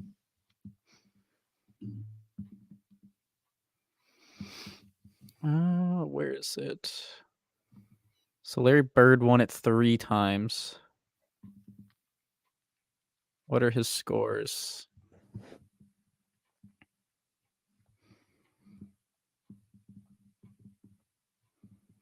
Trying to find this. Why this shouldn't be this difficult. Really shouldn't. Okay, all 3 of Larry's were. He got 22 out of 30, 16 out of 30, 17 out of 30 Okay. in 85, 86, 87. The 3-peat. I remember there's a legendary story of him walking into the locker room before the 3-point contest and asking people who's going to finish second. Damn, that's cold.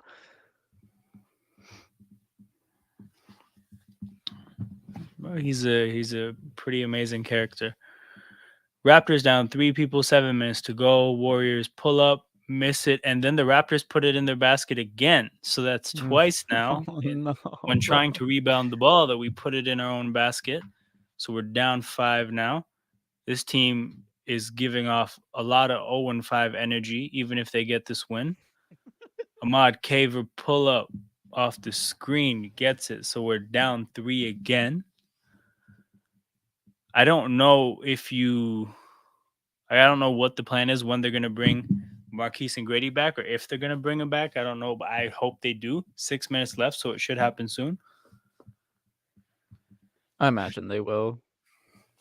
They'll probably go for the dub in the last game.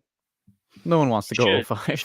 You should. And I don't think they've played an ungodly amount of minutes either. Yeah, Markquis is back on the court now, or he was the whole time, and just because he's small, I didn't see him.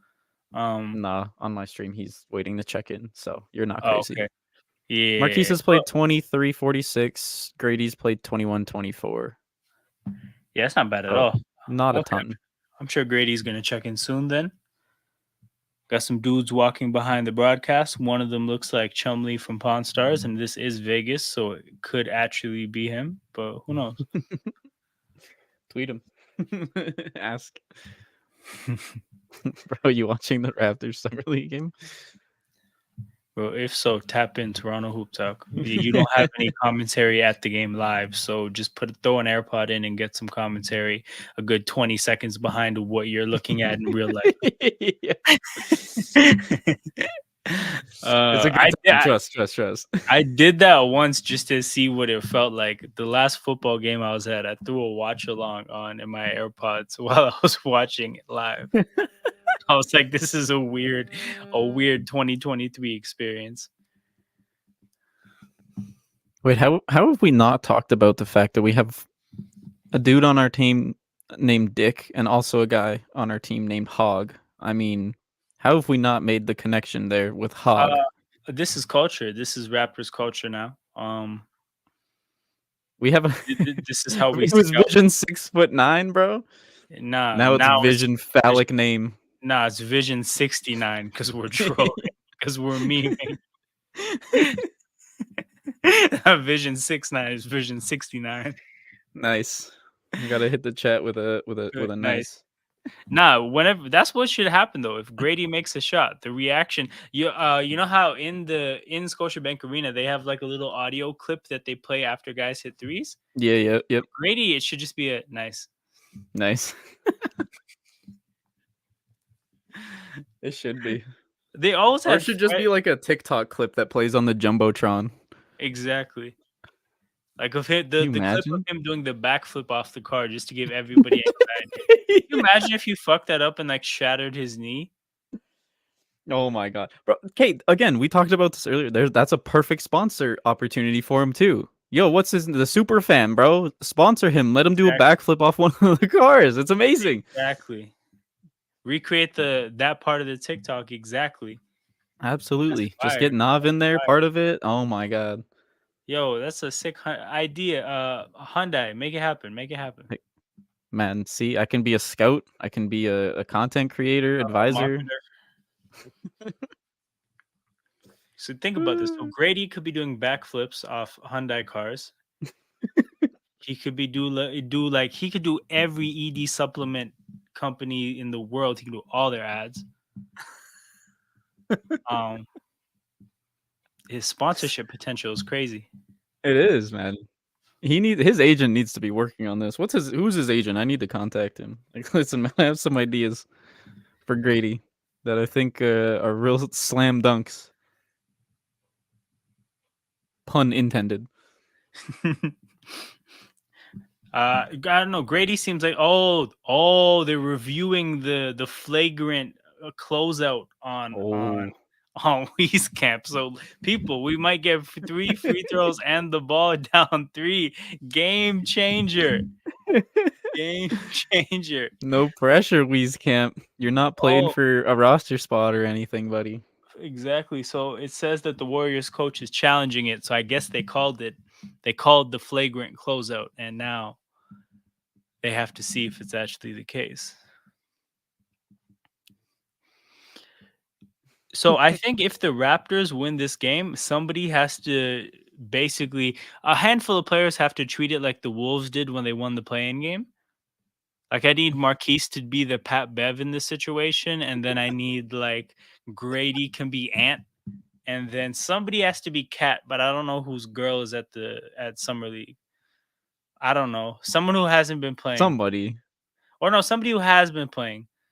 Moses Brown can be Cat because it's the center as well, the big man. So yeah, Moses Brown is Cat. He's just somewhere off to the side with his girl. Man, I need to follow Gradey's TikTok, I think, is what I need to do. I wonder how much content he's made or will make after Summer League, bro. In Vegas too. On the at the Wynn Hotel. Yeah, They yeah. have a huge casino right in there. Okay, so Camp has these technical free throws, 3 of them. Ooh, let's It's go. 1-for-1, people. It's a 2-point game. 2 for 2. It's a 1-point game. Go. Rio says Let's he better go. make them. Rio's not lying. Rio has never told a lie. Camp for the tie. Makes it. Let's go. Shoot or shoot, Right. baby. Okay, he's earned the Camp name back. So yes, people, he's earned his own name back until He is further no notice. longer Wave Camp. One more mess up and he's Wave Camp. It's like the most Raptors thing ever. It's like, we love this guy now, man. Look at him, he's the greatest. Misses a shot. Yo, fucking bum off the team. Trade him. Off the screen for 3. Oh, he bricked it. Nice Wave Camp. He's Wave Camp. Wave Camp. He had a 6-point possession, but he played himself. He had a chance to secure his roster spot right there, man. Come on. Warriors got fouled there at the free throw line. A chance to take the lead back. The guy who's shooting free throws kind of got the shit smacked out of him, so hopefully he's a little bit dizzy. It looks like Markquis is behind him talking to him. Markquis, do what LeBron did to Gilbert Arenas. The new strat when you foul someone, just make sure you give them CTE so they miss their free throws. That's should be the whole point of hard fouls. I think that's why they, all the head contact is a flagrant now. Gradey's checking in, people. 5:45 to go. It's glizzy time. It's the fucking dick show, baby. Oh, he's checking in for Moses Brown, so they're going small again. So people, as of the way they're lined up at the free throws, Morsel and Hogg are our bigs. So you're going to see probably some Gradey screens, and this is going to get ugly. Whoa. He sets the hardest screens. Now they're solid, man. He sets some flaccid screens, man. I can't lie. He stands straight up and down. You know what I mean? He's not moving. Markquis hits a 3 to give us a 1-point lead. That's the shot making we need. Warriors. Is that his first 3? I think so. Yes, sir. I think so, yeah. My God, we're almost printed over. Shooting 38.1% from 3. What is this? This is not a Raptors team. This isn't allowed. We're shooting average from D. Oh, come on, ref. So Gradey and his guy bump into each other. The guy falls down. They call the off the ball foul, which I think on inbounds plays is a free throw. So he's shooting a free throw, which is BS. But also the guy who got fouled, when he got put on the ground, he did some push-ups before getting up, which I think is a little bit strange. Free throw revoked. No showboating. Stop that. For real. So technical free throw, he makes it. So 84 people. It's going down to the wire. If you're having NBA Finals Game 6 flashbacks. You shouldn't. You definitely shouldn't. Warriors Raptors is happening under a very different context right now. Even though Real it's talk. red How shirt, how how different do you think this team looks if we have Koloko and Doughton Doughton. playing? Yeah, way I think better, we're two. right? I think we're 2-2 instead of 0-4. Yeah, Maybe 3-1. I I think it think changes the Koloko helps a dynamic lot. huge. Yes, I think Downton is the thing with Downton is like between him and Marquise, we'd have point guards for the whole 40 minutes. But like, I don't know if we would. I don't know. I think Marquise is benefiting from the minutes, whereas like Jeff Dowden wouldn't be. I don't think. For Grady is sure. shooting a free throw. I don't know why, but it's a technical one free throw. So we have the 1 point lead back. I'll be real. So many free throws have been shot in the last 5 minutes that I don't understand. But we got 4 of them, and the other team got 5. Oh, got That's 1. just So that's gonna be like the story of this season. Just gonna be like, oh, we're shooting free throws for some reason. Why? What is this? What is going on? goes Marquise to the rim, floater, makes it, and 1. Let's go. Let's go. Marquise chance to make it a 4-point game. Let's go. People, if you don't love this, you don't love basketball.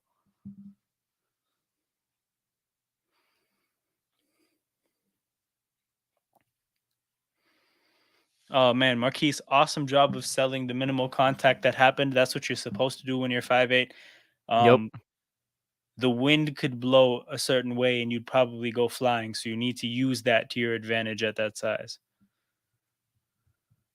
Marquise now has 12 and 11.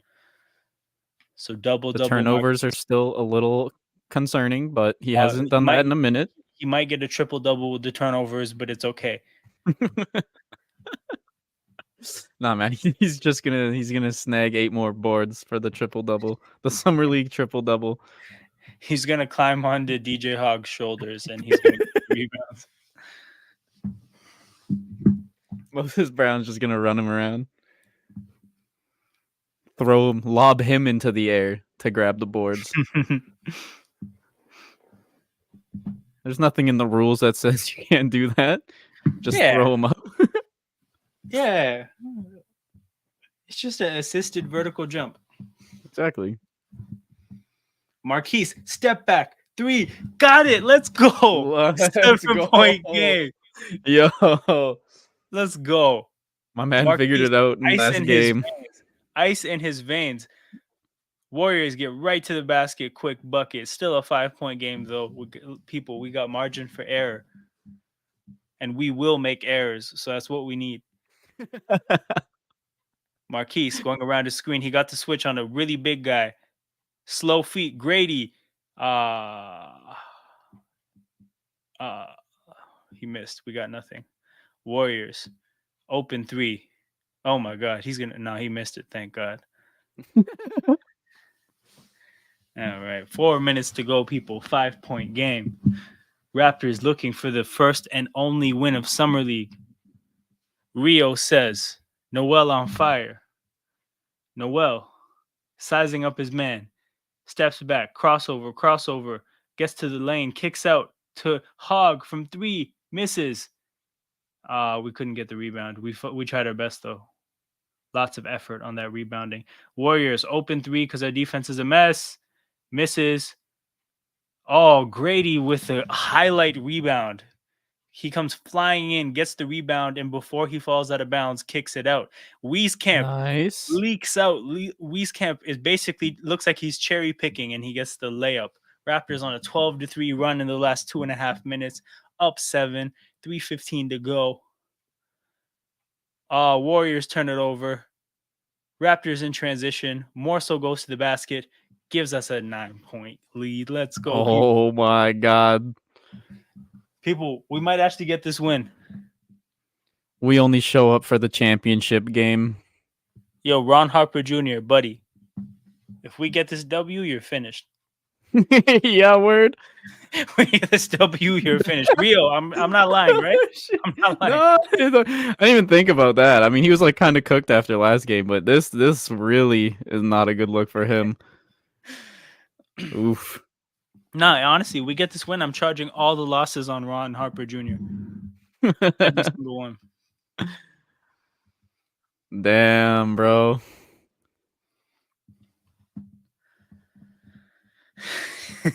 Rio says real shit. Nothing else. Real shit.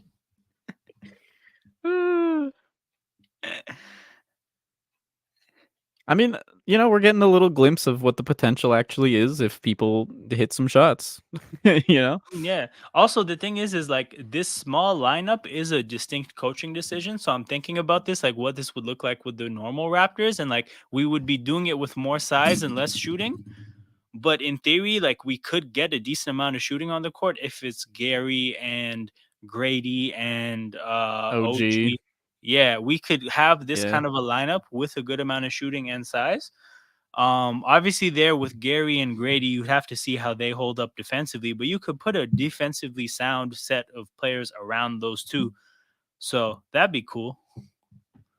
I think Gary in that sort of scenario just becomes like the point of attack defender, depending on who is their ball handler, obviously. Yeah, yeah. Because he's like okay in that role. And then Gradey, you obviously might have to hide a good amount. But the other Yeah. players on the team, I feel like make up for it so easily. Yeah, I look at Gary as like he's a boom or bust kind of a defender because he is good at forcing Yup. mistakes, but then he's not like he has these stretches where he's bad at keeping his man in front of him. So it's like Gary's either gonna get blown by or gonna get a turnover. Like Yeah. what happens? Well, as long as like the scheme, accounts for that and you're Yeah, leading your guy into, OG, or if yeah, Pascal's still on the team, Pascal, you know what I mean? Like it's like, all right, good luck, have fun. Yeah, you got past me, have fun with him. yeah. It's like I'm only the first boss. Exactly. But if we're Um, rocking a small ball lineup like that, I mean, you imagine it's probably Pascal. It's gonna be Pascal or OG at the 5. Like yeah. it'll be interesting to see. Can we win a game? I don't know. Hey, have some faith, man. We're gonna win, okay? We show up for the championship game because that's what this is. Just imagine if Ron wasn't playing the second game. I guarantee Raptors would have won a game. Yo, this is the level of hating I'm here for. Scrambles, yes. I think so, man. 6-point lead with 2.5 to go. Oh my god, Wieskamp, what are you doing? Oh, he made it. Oh my god. Wieskamp with like the most ungodly heat check I've ever seen. My Side man's step playing and for his life out there. for real, he said, yo, wave me at your own risk. Wave Oh, camp. Markquis in transition to Wieskamp. Let's go. Yo, we are cooking. We are cooking differently right now. Bro, Wave camp who? yo, watch this shit. No, Marquise did a like fake behind the back dribble. Like he made it look like it was gonna be behind the back pass, but it was a dribble, and that faked it like it was a fake to Gradey, and then he hits Wieskamp that's trailing, who then just like makes the layup. But he basically had everybody thinking it was a behind the back pass to Gradey that was just like a fancy dribble. And yo, Wieskamp, that was an I'm and one ready. as well. What the hell? Yo, Let's go. we're cooking. We're cooking. Up 12 with 2 minutes to go. I'm so happy, people. I'm so Wave happy. camp who? Yeah, Wave Camp said, yo, wave me at your own risk.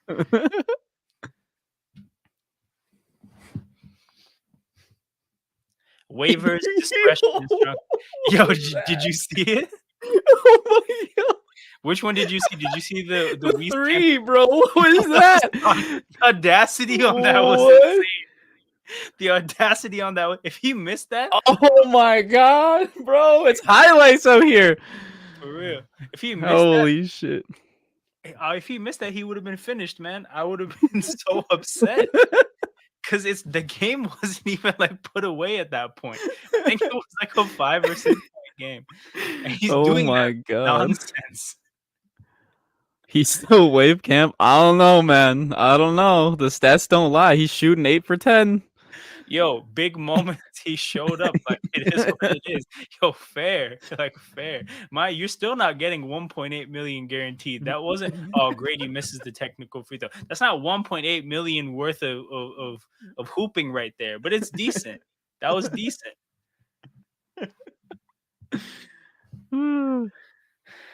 Did you see the Marquise play? I did, yeah. That That's was what I'm fire. saying. Highlights out here, bro. Highlights.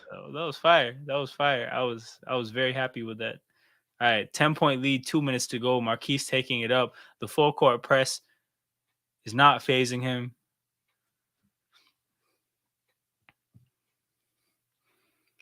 Ooh, loses his handle for a little bit, gets a I think they call that a foul on the guy. So I think Hogg was on his way to setting a moving screen, but then the other guy just fouled him before he got a chance to do a moving screen. Like, better to be lucky than good, I guess. Task failed successfully. Man, do the Raptors still have DJ Wilson on the books? Hell no, and rightfully so. Uh, Squeeze Camp is squeezing for his spot. Freeze camp, bro. Yes. It works both ways, bro. If he's cooking, he can be freeze camp, and if he's playing like he normally does, he can also be freeze camp. I like it. I like it. Yeah, freeze camp, that goes. That goes. It's adjustable. It's like freeze camp is like a two-way vest, you know, like it has both sides. I love it, dude. Warriors cut the lead to 9 with 1:40 to go. Markquis is getting trapped. He has to call a timeout because he was about to get stripped at half court like DeMar. Damn, DeMar out here catching strays. Bro, it's a summer league game. It's just that's exactly how he got stripped and how and where he and the court he got stripped, bro. It is what it is. It's like 5 years later. Oh my god. Oh shit. Bro, these are the things you have to do. Game 5 of Summer League on July 15th on a Saturday fucking afternoon. It's big times out here, big times. For real, for real. This is where we have to be our best as content creators. I can't show up and shoot 37% from the field. I have to get buckets. That's true. I do have to get buckets. Get all of the buckets. Yeah, we're shooting 41.7% from 3. This is not right. That's not how this is supposed to go. For also Bueno Kitty, I've been meaning to say because a couple streams ago, first stream that I saw Bueno Kitty in the chat, at the end of the stream, as I was closing it, you were like, "Oh, where's the super chat button?" And it's like, "Yo, I don't get super chats until I'm monetized. For me to be monetized, oh yes, there has to be like 1,000 subscribers and 4,000 hours of watch time." And like I'm on track to hit the 4,000 hours watch time probably when I hit around the 1,000 subs, but that's a long time. So like I can't even get the super chats that people want to send me until I'm monetized. It's pain. It's really soon TM. For real, for real. Hit the like button, people. Like Rio saying, a lot of people in here. You guys have been watching for a minute. If you have nothing better to do, tune into earlier parts of the watch along because Aiden was here the whole time and it was a good time. Kenyon was in the chat wilding. Kenyon was in the chat getting buckets when it comes to the dick jokes. So yeah, make sure you watch the whole thing on replay because it was a good stream. So if you listen to the episode with Houston's fan, it sounds like the Hawks just want a Raps on interesting. Listening to the yeah. So this is the thing, right? I think the way teams are looking at us in terms of like we're asking for ridiculous stuff. When you talk to fans about the situation, what they think is just like, yeah, you guys have screwed yourself over. So like, why should you guys get a fair deal? And I understand why people would say that. But at the end of the day, like the extension is the best move. Mm-hmm. It makes no sense for us to trade him in this situation as is. The only sense it makes to trade him is if we're in a situation where we've frayed the relationship and now he doesn't want to sign the extension, which we don't know if that's happened yet. That being said, like the circumstances could be building for that to happen. But until we know that it's happened, I'm just going to assume that an extension is possible. But again, like every day that passes, it gets a little bit weirder. And this is where like my apprehension is for the most part, like, why is this taking so long? And could this taking long impact Siakam and how he looks at things? But yeah, like, bro, the players that we would be getting from Atlanta do next to nothing for us. No, yeah. It's not even like before when DeJounte Murray was, part of the talks, we had discussed it too, that'd be like a lateral move at least, like we wouldn't get significantly worse or better. But all of the recent stuff, man, it's like, why do that? If an extension is still on the table, like you do that 10 times out of 10 compared to all of the offers. Yeah. We should ignore the Hawks rumors and just poach Hunter. So that's the thing, like Poaching Hunter, I don't mind because you might get a player that, because he's had injury history, like his value might be a little bit understated. And if he figures out his health issues, like you get bang for your buck. But I just don't know why they would trade us Hunter for Boucher and Thad. Like that, I don't see how it works Yeah, for their no. end. But yeah. Like Bono Kitty saying, 1K subs, we're gonna happen. We're gonna make it happen. Like it's being said here, get the algorithm to feed viewers to the channel. So press the like button, subscribe to the channel. These things get the algorithm to push the video to YouTube's wider audience, and that's how channels grow, and that's how we get Hell monetized yeah. and make bank. Actually, I was just talking to Demand, who I did the stream with. He just got monetized a month ago, and like Nice. there's like 670 videos on his channel. So he's been working his ass off to get there. It takes some people a long time. It takes other people less time, but different people have to get where they have to get to. And he just got there. Boucher and Flynn, Dort seems like the best lowest move. See that again? Like I love that for us, but just like what's OKC's They say incentive to no. do that deal? Can you call this game, please, bro? Oh, what's going on in the game? I see you, bro. It's a 4-point game with 46 seconds to go. The Raptors, what did they do? They messed up a couple defensive possessions. The Warriors, I got 1-3 for sure that I saw. The chat kind of distracted me a little bit, but Wieskamp is at the free throw line to potentially make it a 6-point game. He just made his first free throw. So it's a 5-point game right now with 46 seconds to go. And yeah, we'll see what happens. Masai most likely just add second round picks for Hunter or Dort. I mean, if they get the again, like if second round picks are what they want, awesome. I just don't know if that's man, what? I think the Raptors coach got a technical foul because Warriors are shooting a free throw right now in between Wieskamp shooting his 2 free throws. That's really random. What? Where is it? Scrambles. Yeah. So this is my thing with second round picks. Just like, does OKC want second round picks with all the draft capital they have? Probably not. No, I Does think Atlanta want OKC second laughs round in your picks? face. Yeah. If does Atlanta want second round picks? I don't know, maybe, but they would probably want second round picks for corresponding moves. So then basically, like, what do they want to get back on their team to give to correspond with the move of getting rid of Hunter? And whatever that is, why would they not just trade Hunter for whatever that is, right? Like, these deals have to work for all parties, which is why like these situations are hard. Warriors miss a shot, Raptors get the rebound. We have the ball up 5, 25 seconds to go. Wieskamp is fouled again, so he's going to be on the free throw line to make it potentially a 7-point game. What happened to Ron's arm, bro? I have no idea, but they have him in a whole cast like he underwent like a serious injury, and I didn't Wait, see anything what? happen. Yeah, he well, not a cast, but he's in like a sling. Oh, yeah, he's in a sling, and I don't know what. Like, obviously, I didn't watch the last game because who would? But Yeah, me neither. it's because we don't need to give up when I think a team as good as Atlanta wants off salary of Capella and Hunter. We have the leverage. I don't know if they want to off the salary of both of them. Like, I don't know. Are they up against the luxury tax? I'll have to look into their finances, but I don't know. Rio says W baby. Yes. Wieskamp hit his Yes, free throws to sir. make it a 7-point game. 18 seconds to go in the game. We showed up for Warriors, the championship game. That's all that matters. Warriors get a bucket to make it a 5-point game. Gradey, great pass down the court to Wieskamp. We're just passing the ball around to kill time. They just fouled Markquis Nowell. So Nowell will go to the free throw line with 6 seconds to go up 5. This game is over. As Rio said, W, baby. You want to celebrate the win? W's. Smash the like button, subscribe to the channel. Let's run the numbers up in the name of getting a win and not going 0-5. Atlanta's Yes, not willing to sir. trade anything valuable. Move away from Atlanta. It's not happening. I agree, because this is kind of like what it seems like from the rumors, what it seems like for when you talk to Atlanta fans. For people who aren't familiar with what I'm referencing, I did a 2-hour stream with We Talk Hawks TV, basically the equivalent, this channel's equivalent for Atlanta fans.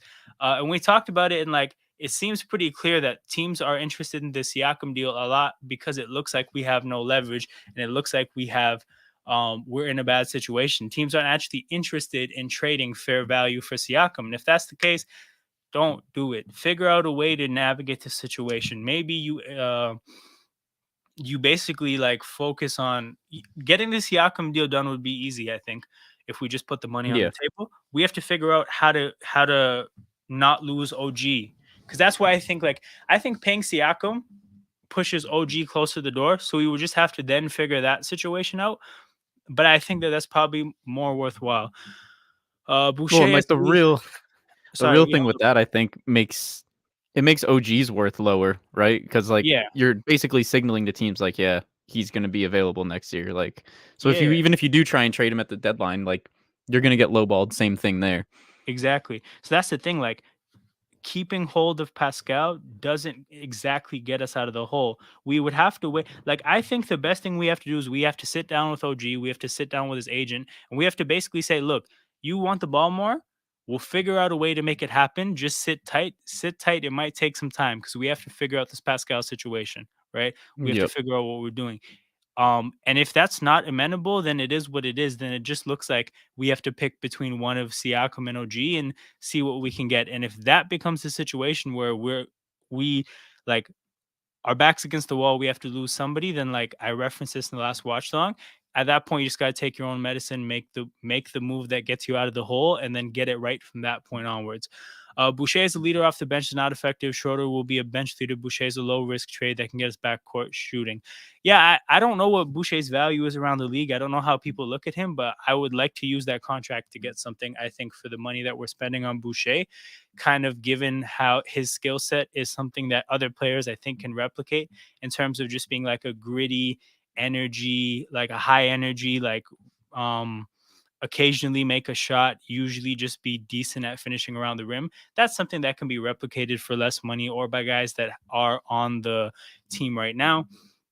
Pascal Siakam's going to get the max, and we're going to have a dominant duo, I'm assuming, in Scotty and Siakam. Let's hope, man. Let's hope.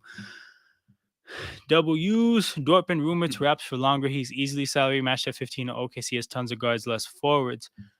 Yeah, that's true. I mean, they have drafted a lot of like on the ball guard kind of guys. Lou Dort, like, basically is like a just like, even though he's a guard, like he's essentially just like off ball wing player, whatever position you want to look at. Uh, guard shooting. Congratulations to Wave Camp. Wave. The Wave Camp. For those who aren't familiar with this reference, we were talking about how Joe Wieskamp's salary guarantees for the Raptors in 3 days, and how that probably is not going to happen. They're probably going to waive him or restructure Hey, the deal. my man dropped 27. Put some respect on his name. So here's the thing. He got a lot of that 27 in the second half. In the first half, when he wasn't playing well, I was looking at it like, yo, waive this guy after the game He's gone. immediately. And then we coined the name Wave Camp. But that being said, he shut us up in the second half. He was He hooping. did.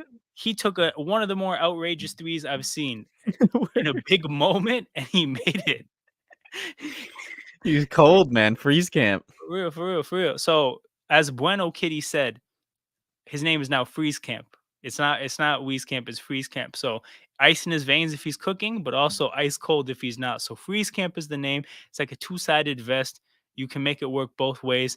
As Rio said, he held it down, just like we held down this watch along. It's been a good time. 10 people in here. So if you guys have anything you want to put in the chat, we can pivot this into like just talking Raptors while you guys are here. If people don't put much in the chat, I'll just call this stream pretty soon. So yeah, I'll let you guys dictate how this goes from this point forward. But look, I'm just happy to get a W in the books. I did not want to Hell go yeah. 0-5. I want the coaching staff to feel a little bit happy now. I want them to hit the casinos guilt free now. You know, they're done with the basketball. They can now gamble their money away. They don't have to do that while feeling terrible now. It was good to see, honestly, like, no bullshit. It was good to see Wieskamp play like that. Like, no bullshit. I was like, okay, at least this is even possible. Because like the guy with shooting upside who never makes threes is the most frustrating player. So at least I got to see him make the threes. Like, oh, this is at least possible. Like, this isn't Yep. completely just like a scam. How much would we have to add to Boucher and Flynn to get Dort? One first round pick. He's on a 4-year deal. I get the need to add some picks to get the same with Hunter because the length of the contract is longer. Okay, so Boucher and Flynn. Honestly, what we could probably do with the Thunder is we could give them picks in the time that they want picks because the Thunder are now trading for first round picks at around the 2030 year because they have so many picks in the meantime. So like any draft capital that we trade them does fit their timeline. So like there's that. But I'll be honest, like with Lou Dort, I don't think his skill set is exactly what we need right now to give up serious draft capital. Like we have Lou Dort now. Oh my god.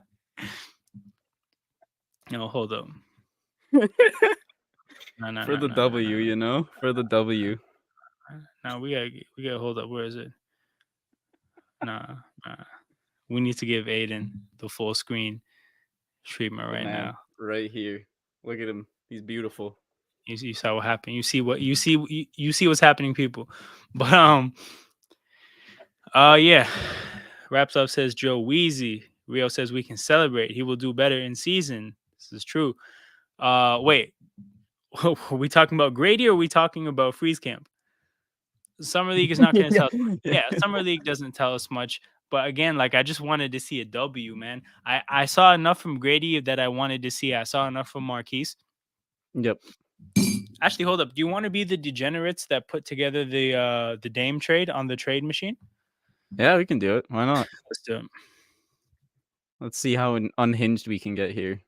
All right. So people, we were just talking about like I'll build up the premise. We were talking about Dame to Toronto, and I was floating the idea that if you're trading for Dame, a 33-year-old Dame, the point is oh Joe, I'm talking, bro. I'll be real. He might not do better in October or Which in the it season. was his birthday today, wasn't it? Happy birthday, Dame. There you go. Oh, happy birthday, Dame. I think. I'm pretty sure.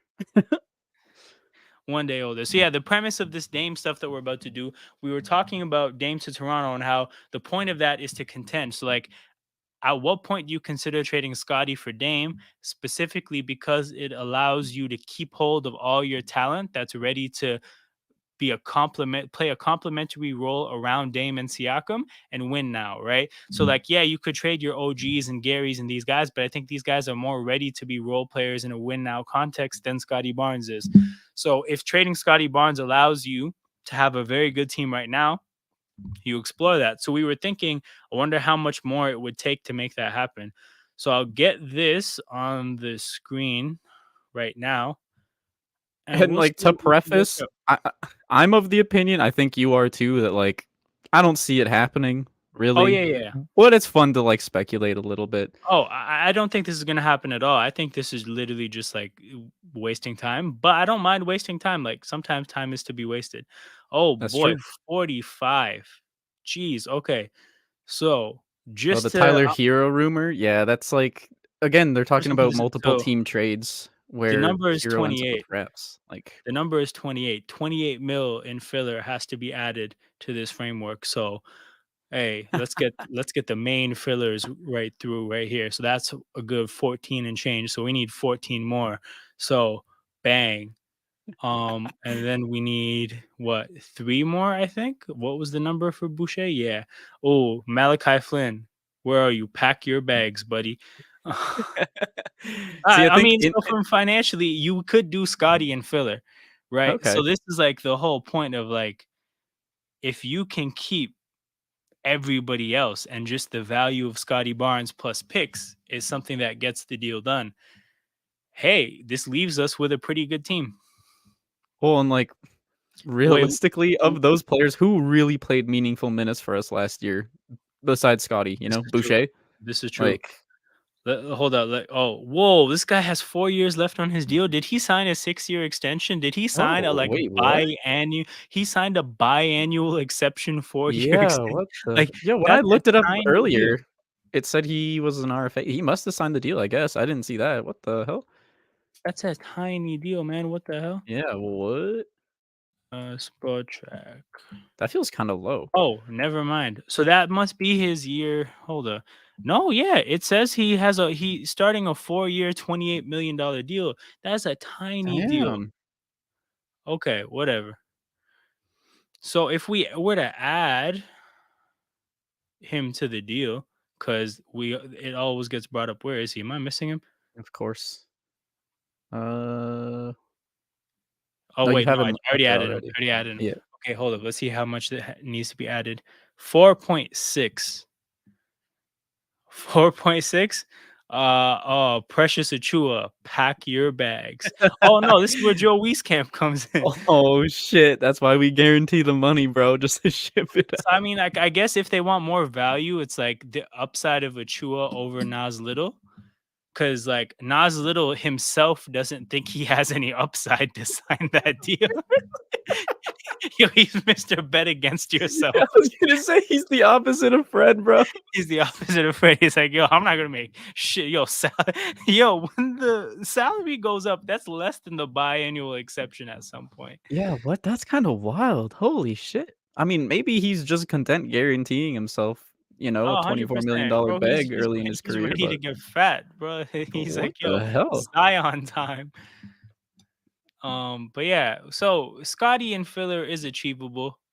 We could add minimal. So the ringer thing that had Gary Trent, that's not actually necessary. I wouldn't mind being like adding draft compensation to this to make it more worth their while. But yeah, Yeah. Could you imagine sending Gary back to Portland? He'd be like, "Yo, fuck this. Fuck you but guys." actually, hold up. Like, how triggering you think it would it be for us to bring Dame to Toronto? Be like, he sees Dame and like the no minutes PTSD hits. I don't know, because at that point, if Gary's on the team, he's probably starting at the 2 for us, so, I mean, how upset can you really be, you know? So yeah, so this deal leaves us with a starting five of Dame, Siakam, Pirtle, OG. Gary, Yeah, then it is Gary for sure, and then it leaves us with a bench of Nas Little, Schroeder, Roder, Grady, yeah, McDaniels. yeah, So hold up, Little and and then McDaniels Doughton, are probably? forwards. Grady and no, so hold up, we're missing a five. So like maybe Koloko or a Koloko, free agent. Because like yeah, Little and McDaniels would be the forwards, and then Schroeder and Grady would be the guards. So we're missing a five. So the five could be Koloko, or the five could be somebody who can come in and play in the meantime. That's a pretty solid team. yeah. For what it is, I mean, again, the whole fun of it is, do you value Scotty more than you value Lillard? Because, like, yeah, Lillard's 33, but he just came off a career year. Do you think the next 4 Here, years or whatever 3 years of Lillard is gonna be insane enough to warrant going for it? Because I'm looking at Dame and Siakam, and I'm like, as a 1-2 punch, I'm taking that against a lot of 1-2 punches. oh, yeah, no, like, our starting 5 would be insane. Like, and you could run so many different lineups that would be so fun to watch on this team. And that's like the whole thing, right? With all of the speculation initially at the start of the year with, trade to Portland involving Siakam for, what would have been Scoot and Simons or whatever, right? Like the whole idea was to get somebody beside Dame. Well, if you get him here, he's beside OG and Pascal. You know what I mean? Like it becomes real enticing. Yeah, so that's the thing. Like you have the 1-2 punch, and then even around that, Pirtle is a very solid role player. Gary is a solid role player. OG as a number three option is awesome. Like that's a he would be so good in this team. Um, Even on the bench, Schroeder running the second unit would be Yep. really good. Grady would get a lot of shots in that second unit, right? Hmm. Little and McDaniels, that would just be like that's the kind of like defensive compliments to Grady that you would even need for him. And then like if Koloko makes the jump, then he's actually a very good center to play with a player like Schroeder. Obviously, this is Yep. contingent on a lot. Again, prefacing this, I still don't think this is gonna happen or like all Yeah. that realistic. I think a lot of things would have to break our way for this to happen, but we're just speculating on the kind of like the kind of leverage you could have, not leverage, but the kind of team you could put together if you're just willing to part with Scotty Barnes. Yeah, which is obviously most people are very anti that, but, I mean, for that kind of core, like, that is a solid starting 5, like, a really good starting 5, and then the bench is also not completely gutted. Like, it's got a pretty Yeah. good balance of, like, shooting, defense, playmaking, like I would go into the luxury tax for that team when it comes to OG. Like I'm telling OG, look, we're putting the whole max on the table. Yep. Um, that you can't get anywhere else. You can take a pay cut if you want to, but we're going to put this on the table if we need to. I'm not saying you put the whole max on the table initially, but basically you make yourself willing to one up whatever deal is on the table for him to keep that team together, because I think that team is good and it has upside to get better as some of the younger players get better. And even a player like OG who has space to get better gets better. Rio says that's a lot. In what context? Are you talking about the trade, the team? A lot of things could be a lot in there. Or would you rather trade Siakam, Thad, and picks for Dame? Hell no. I want to put Dame and Siakam together. Bro, that's the goal. 100%, yeah. And Uh from Portland's perspective, you've got a young core of now Scoot, Sharp, Scotty, who am I missing? Simons. Simons, right? Like even without Simons, with those three, like that is an insanely huge like Yeah. boost to a rebuild. Oh, 100%. They're in a great position with Scotty and Scoot with Shaden. And then at that point, also, I might trade Simons to get a forward now to Yep. beside. Because I'm at Scoot and Shaden Well, could be they've my got one and my Grant, two. right?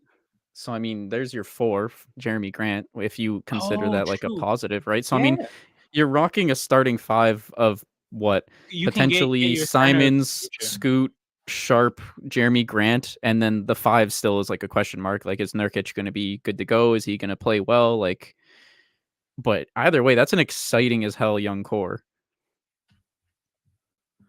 Yep. It's Yep. like a weird, very rare So sort of real, yes. win-win for both teams. It is. It is. It does make sense. Obviously, Dame has the position to snag this up if he decides to like actually just say, "Hey, I'd rather retire than play in this Toronto team." But as good of a team this is, I don't know. I could see him deciding to play. Rio says the trade. Yeah, it is a big trade. So in Portland's case, they're acquiring 5 more players than they're taking than they're trading out. So they would have to waive, I think, 5 guys off their team. So I'm gonna pull up their uh, their contract situation to see if they have the ability to make that happen. Wow, I missed Portland. Oh, I they mean, because can. like Okay, this, so they're 13 players. They could acquire 5 more. Yeah, they're fine. And if well, and need like be, this they could trade is cut. basically what Scotty for Lillard, right? Like that's essentially Yeah, what this boils down to. Like, yeah, do you take Scotty for Lillard? yeah. And this And is the thing. So they could accommodate the players in the trade, and if they want to cut guys, they can cut guys. Um, yeah, and I'm looking at the players that they're acquiring that they would want to cut. Hold up, let me send it back here. You would maybe want to cut that and Otto Porter or Malachi Flynn and Wieskamp. You're keeping Achua, Scotty, and Boucher. So, like, if they want to cut those guys, they can. They're not going to be competing now. So, the dead money is not that big of a deal. If Boucher was a yep. prospect, they would take it, but that deal only has 1 first round pick in it. They would want us to add 3 more. I think you're talking about the Ringer deal. Here's my thing. I'll be honest though, Scrambles. Like, if we're trading Scotty Barnes, I don't want to trade that many picks because I also don't think we need to. We're giving you Scotty No. Barnes, right? Like again, this is where I'm acting like Demand in his way he's going about the Siakam deal. I'm looking at it like Portland. You can ask for picks when another team puts a better young player than Scotty Barnes on the table.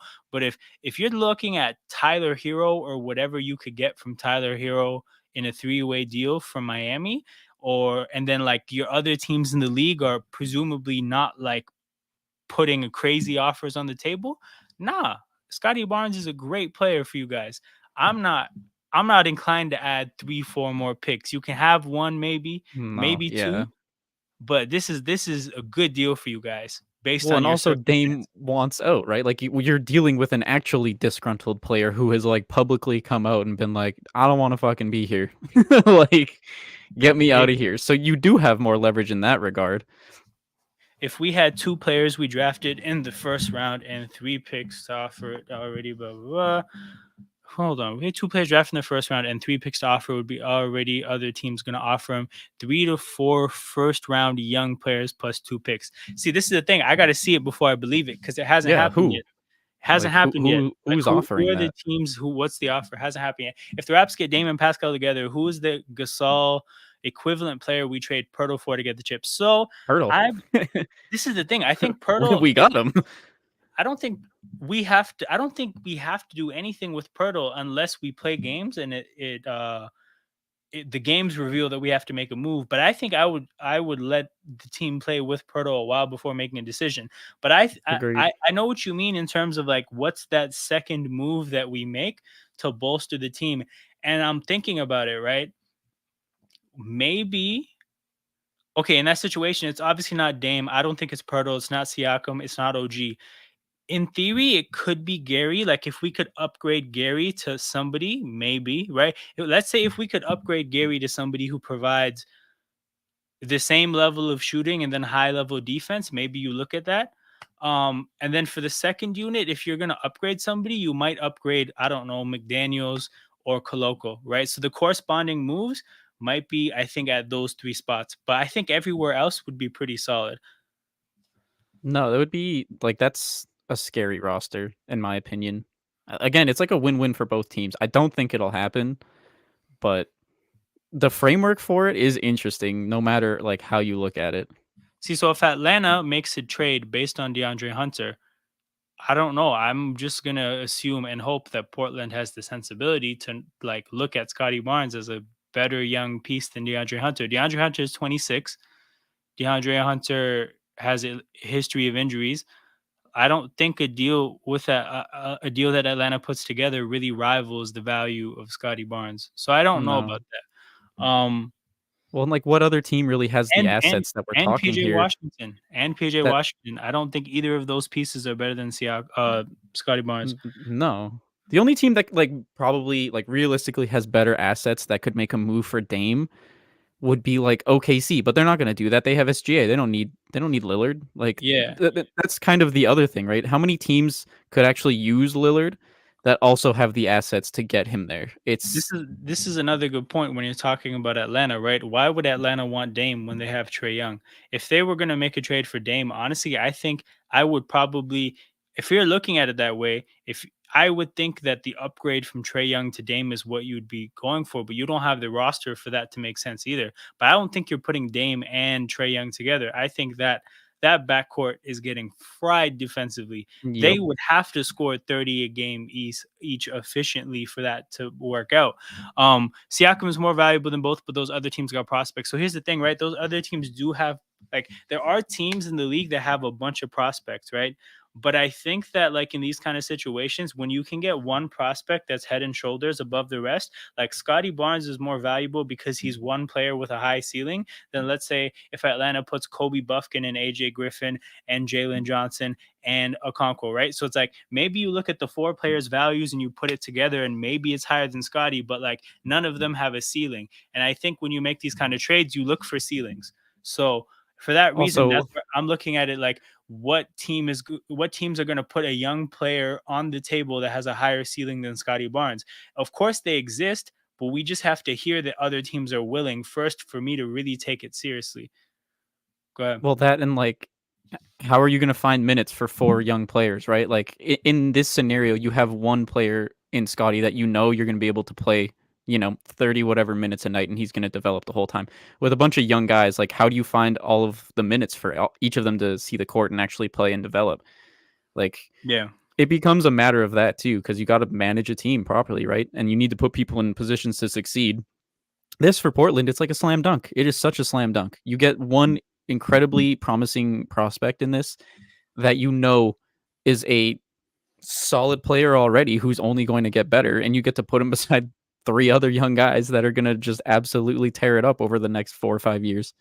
You know what this conversation is making me think? I should find a Blazers fan and kind of do the same thing I did yesterday, but with them. Yeah. Just talk about like just hear their viewpoint on specifically what we're talking about, right? Because a Blazers fan might feel differently. Not that that would make them right, because they might be like again like the same way a lot of Atlanta fans in the chat. Because like you guys that were watching the stream on Toronto Hoop Talk, right? You didn't have access to the Hawks fan TV chat. I had access to both as I was happening. Like I brought some chats up on the screen, but man, that whole chat had no idea about Pascal Siakam. They had no clue how good he is. And I'm assuming a Blazers, like if I did that with a Blazers fan channel, they probably wouldn't understand how good Scotty is either. especially with Maybe, the yeah. season he had last year. So I could understand that maybe like a Blazers fan would look at this and like just laugh at it. But like to be honest, Scotty has a higher ceiling than a lot of young players in the league until a team says, yeah, okay, who's a good piece? Like unless OKC says, you know what, yeah, we're gonna put, I don't know, like again, you could argue somebody like Chet on the table, right? For Yep, in this kind of Giddy, whatever. Giddy, other teams in the league. I don't know if like New Orleans put Zion on the table, right? Wild situation he's in right now, but we still know he has a very high ceiling. Like I'm saying, there's a lot of young players with high ceilings. I got to hear about somebody else being on the table for Dame before I see it. And I'm going to be completely honest. I think New Orleans is in a weird situation because they have CJ, so it doesn't make sense for them to put together Dame and CJ again. Could you imagine I the think New Orleans, reunion? oh, that'd be so wild. I think New Orleans should be looking to upgrade their talent right now. I think they shouldn't be wasting time. While you have Brandon Ingram playing well, I think you should look at Brandon Ingram as the player that defines your timeline and try to put talent around him and go for it these next few years. I don't understand their approach to things like this whole wait and see with Zion. I don't know. I think they might just Yeah, outwait their window, which sucks. I'm saying Atlanta has enough young assets to get Dame with Hunter, blah, blah, blah, for Portland is more first round picks so we can have hold up. but I think That Scotty is just better than all of those players, right? Like, even if it's that's what I'm saying. more doesn't exactly mean better, right? Like, I, quantity over quality, like this is the thing. I think you're getting uh, 5 role players there, and there's a chance Scotty is like much better than a role player. Um, is more first round picks than we can offer for Scotty. But also, again, like this, you do have to wonder like Atlanta is probably not in the Dame sweepstakes at all. I have a hard time seeing why they would want Dame. And yeah, like I it said, doesn't make sense. if they did want Dame, I think it would be like if they could make, like, let's say they find a deal for Siakam that's like pretty cheap and they can get that done, then you can make a second corresponding move for Dame, flipping Trey for Dame, and now like, oh, you have Dame and Siakam, and like they could feel really good about that. But like I don't think Atlanta. Again, like I'm not gonna even necessarily consider what Atlanta has to offer for Dame because I don't see that happening. If Atlanta offered that many young players for Dame, they would turn Murray into a 3 and D and make it work. I don't know, man. I'm Murray's not even not a sure three and if D. yeah, Murray's no, not a three and D. he's ball dominant too, right? So, like, that also doesn't work next to Dame. Like, I just don't think it's a good fit for Atlanta, and I don't think they honestly get that much better because 'cause they're, like if you're just gonna ship out 5 young players like that, like, who's left on their team? Like, I don't even know what their starting 5 would look like, never mind their bench, right? Like, it would be I don't know. Also, like, let's look back at these players, right? Like, what's the ceiling for all these players? Hunter's ceiling is uh third or fourth option, catch and shoot, guard the other team's best player. That's the ceiling, right? Yeah, he's like a worse OG at, like, his peak. Yeah, exactly. Um Griffin, what's his ceiling? Like, I'm not overly familiar with him, but I don't think he has first or second option ceiling, right? It's again like third or fourth option I at mean, best. Griffin cooked the Raptors last year, I know that for sure. Oh, he did. Cause He did. like He's a good like player. He's definitely yeah, a good player. absolutely. A Kongwu, I'm looking at like fifth option kind of a guy, like what um Serge Ibaka would be to a team towards the end of his career, kind of a guy. Yeah, I'm not familiar with him enough to even really say much, so I won't. But Buffkin again, not like basically all these players I don't think have first or Unproven. second option potential. So like the guy who does have like specifically first option potential, people are not saying it's gonna happen, not saying he's gonna take anybody to a championship, but like there are some things that could establish a potential in that regard. Again, I personally don't think it's gonna happen, but it does exist. If Atlanta offer them any young players today, and they're yeah, so I already did this. Has 3 ball dominant creators, Trey, Dame, and DeJounte would be similar. Would you Uh, even play those 3 together at the same time, though? You would get here, absolutely here's the cooked on thing: D. defensively, that backcourt again, like Dame and Trey is getting fried defensively, and Yep, DeJounte's a good defender, right? But yep. in this case, DeJounte's guarding threes, so DeJounte's getting cooked by threes as well. Yeah, Brandon you're gonna throw Ingram on DeJounte at, DeJounte. like, AD. Brandon Ingram on DeJounte called the ambulance for DeJounte. Um, this team is not doing well. I like the key difference is like, here's the thing. There's some people would say that what Phoenix has isn't good because for the same reason you're saying here, three ball dominant creators or like initiators of offense, people think that'll mess Phoenix up. The thing I think with Phoenix that'll make things different is that like I think KD is super willing to just be a role player. Like just based on the kind of person Yeah, he can just like agreed. chill. He has no issue with just chilling. Yep, then you just have the Um games where you'd be like, "Imma drop, like, 40 tonight, cause why not?" You know? Like, it'll still happen. hold up. DeJounte Murray. That is one they would offer him for Dame before Siakam. Huh. DeJounte Murray, how much does he weigh? I don't think a Of course, lot. weight isn't it. He weighs 180 pounds, bro. Yeah. Imagine, imagine OG catches a mismatch on a 180-pound player. Like again, like player, you can cope. You don't have to weigh the most to guard everybody. But like when when you're such an easy mismatch, like that's not a pressure point that you want to have defensively to where so I have a 180-pound player guarding threes, guys that are usually going to be at least 30 to 40 pounds heavier than him. I'm posting that player up until that player like shows me that they can guard that.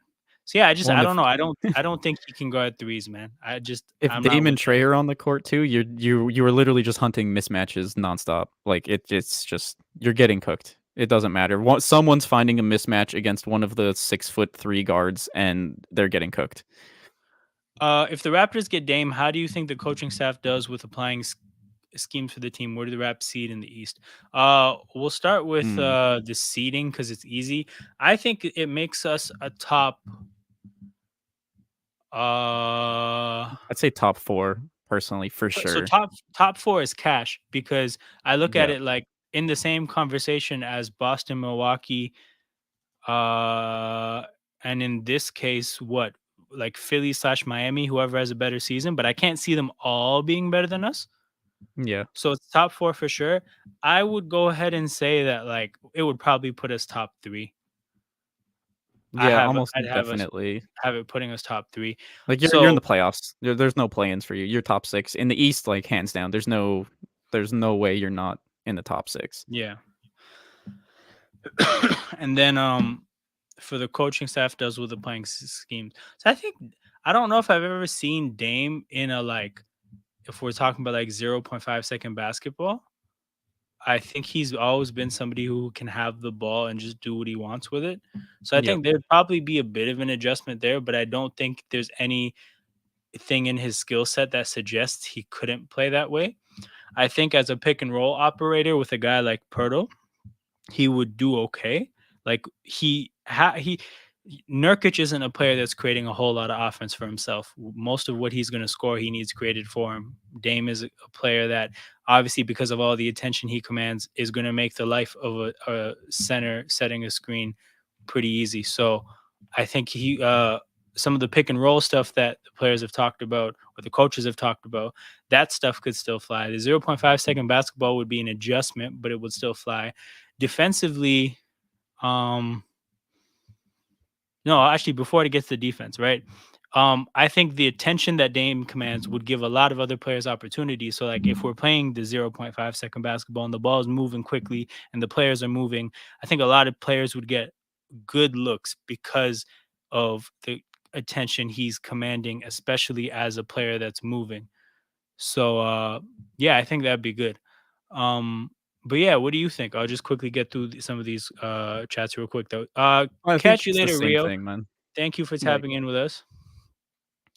'cause, again, I don't think just from what we've seen from Darko, we obviously haven't seen the team play yet, so it's hard to really gauge with any real accuracy, but when you get a player of Lillard's caliber and, like, gravity, you're gonna be a lot more open to giving him the keys to do things a bit more, right? Like, yeah, you're gonna wanna do the 0.5 second, basketball, and you're gonna wanna move the ball still, and I think Lillard fits that perfectly, but at the end of the day, like, when it's a close game and, it's the 4th quarter, you're gonna let Lillard do his thing.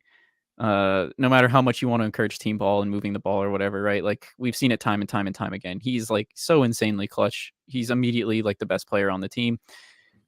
Outside of that, you're gonna Yeah. watch the team play a lot of fun basketball, I think. Oh yeah. Definitely. So Kenneth says not trading Scotty Barnes in any Dame Lillard trades. Here's the thing, right? The funny thing about this is like I don't even have pushback for this because like you do have to understand that trading for Dame is like a very much a championship push for the next 2-3 years, and Yep. like there is a lot you're sacrificing in the future to make it happen. So for people that want to prioritize having the longevity to make a championship charge at any point in the next decade, like I don't even necessarily hate that. Like I'm fine with it. I can understand the thought process and where people are coming from. So I don't necessarily have a whole lot of pushback for that. Like I said, I'm more so put this trade together kind of just to look at the idea of if you're trading for Dame, you're trading for a player that's 33 with a 4-year max deal, like super max deal, right?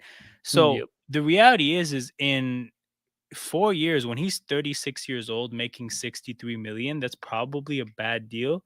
So you're looking at like, we're trading for the years prior to that, and we're trading for the hope that he can take us to a championship and while he's here, and the odds of him, I think, taking us to a championship go down every single year.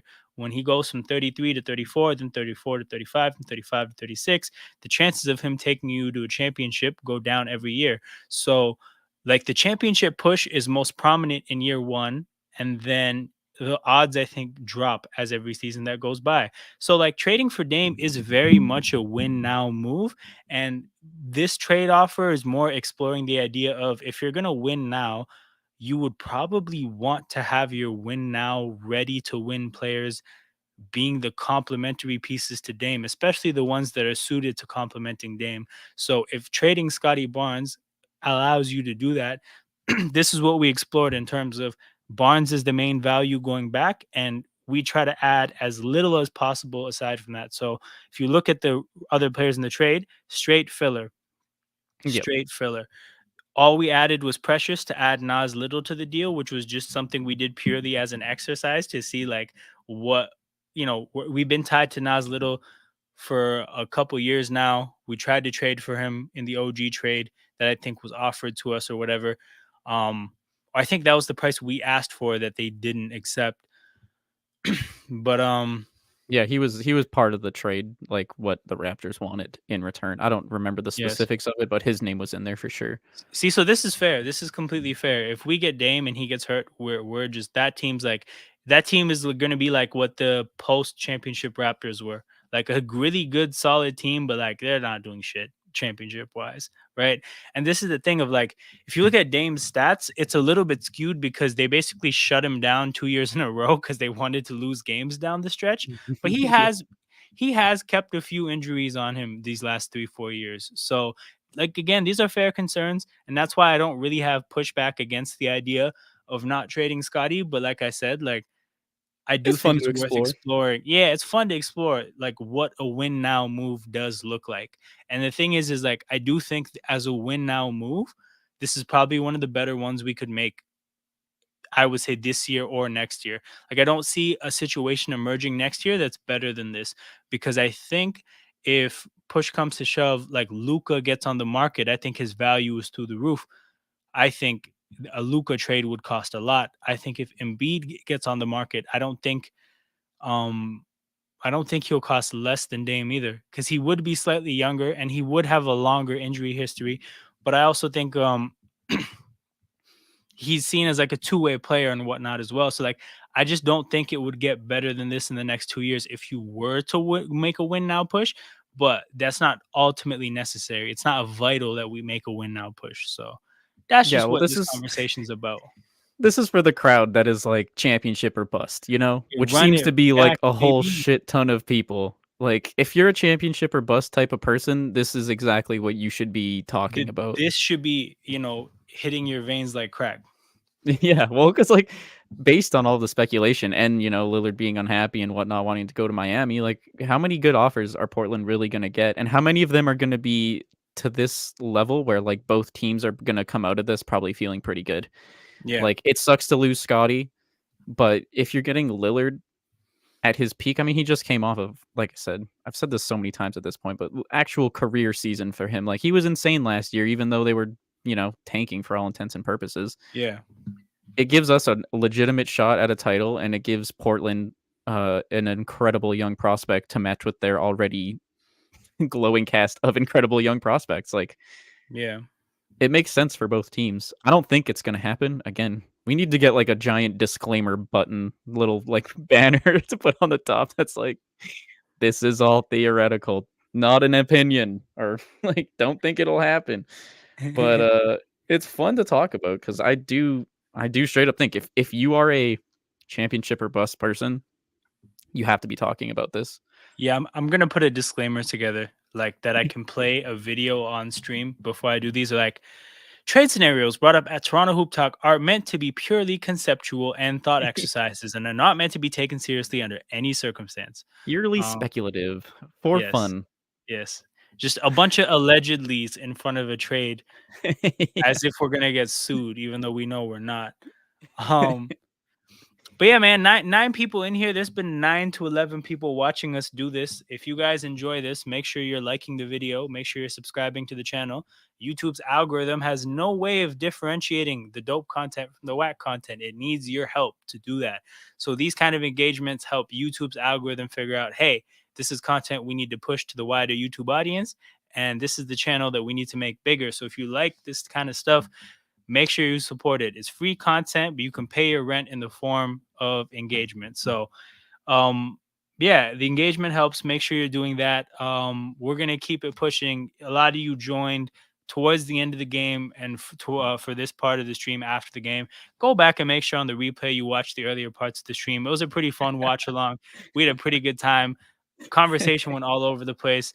If it's a Saturday and you're chilling, you don't have a whole lot going on, go back and watch the replay of the stream. And yeah, join us for streams more often because these are a lot of fun. We get a lot of different kinds of conversation going.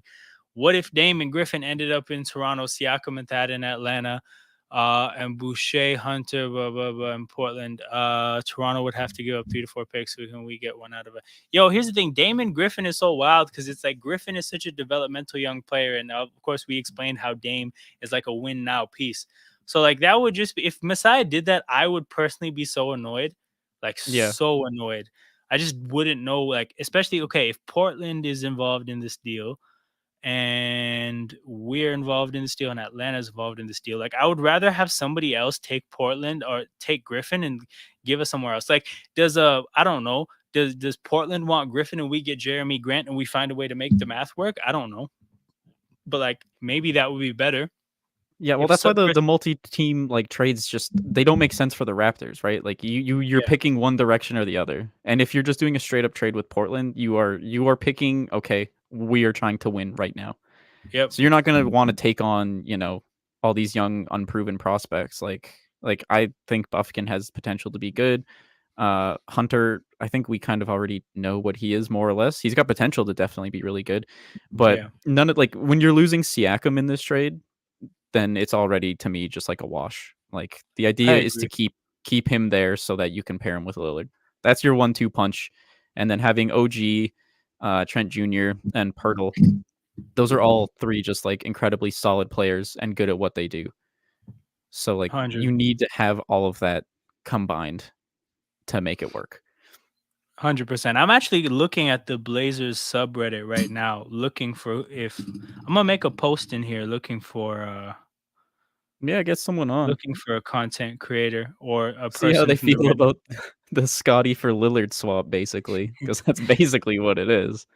That's what it is. So yeah, that's how I found Damon for yesterday, guys. By the way, I made a post in the Hawks subreddit. I was like, look, this is my channel. I want to chat with somebody who's down to be a part of it, and they led me to Damon. So that was cool. So the Nice. power of the internet is awesome. Um, And I'm gonna try to see what I can do to find a Portland person to come through and have this conversation with us. Um, I can't wait to one day find a Philly fan to come and antagonize about Embiid because it's just like I'm gonna just be like, look, Embiid is out of here. You guys are ass. Embiid is out of here. He's gone. Oh, they'll be so salty. Whoever you get to actually do that will have to be a cool person, just Oh my just by god. virtue Oh, of accepting 100%. it.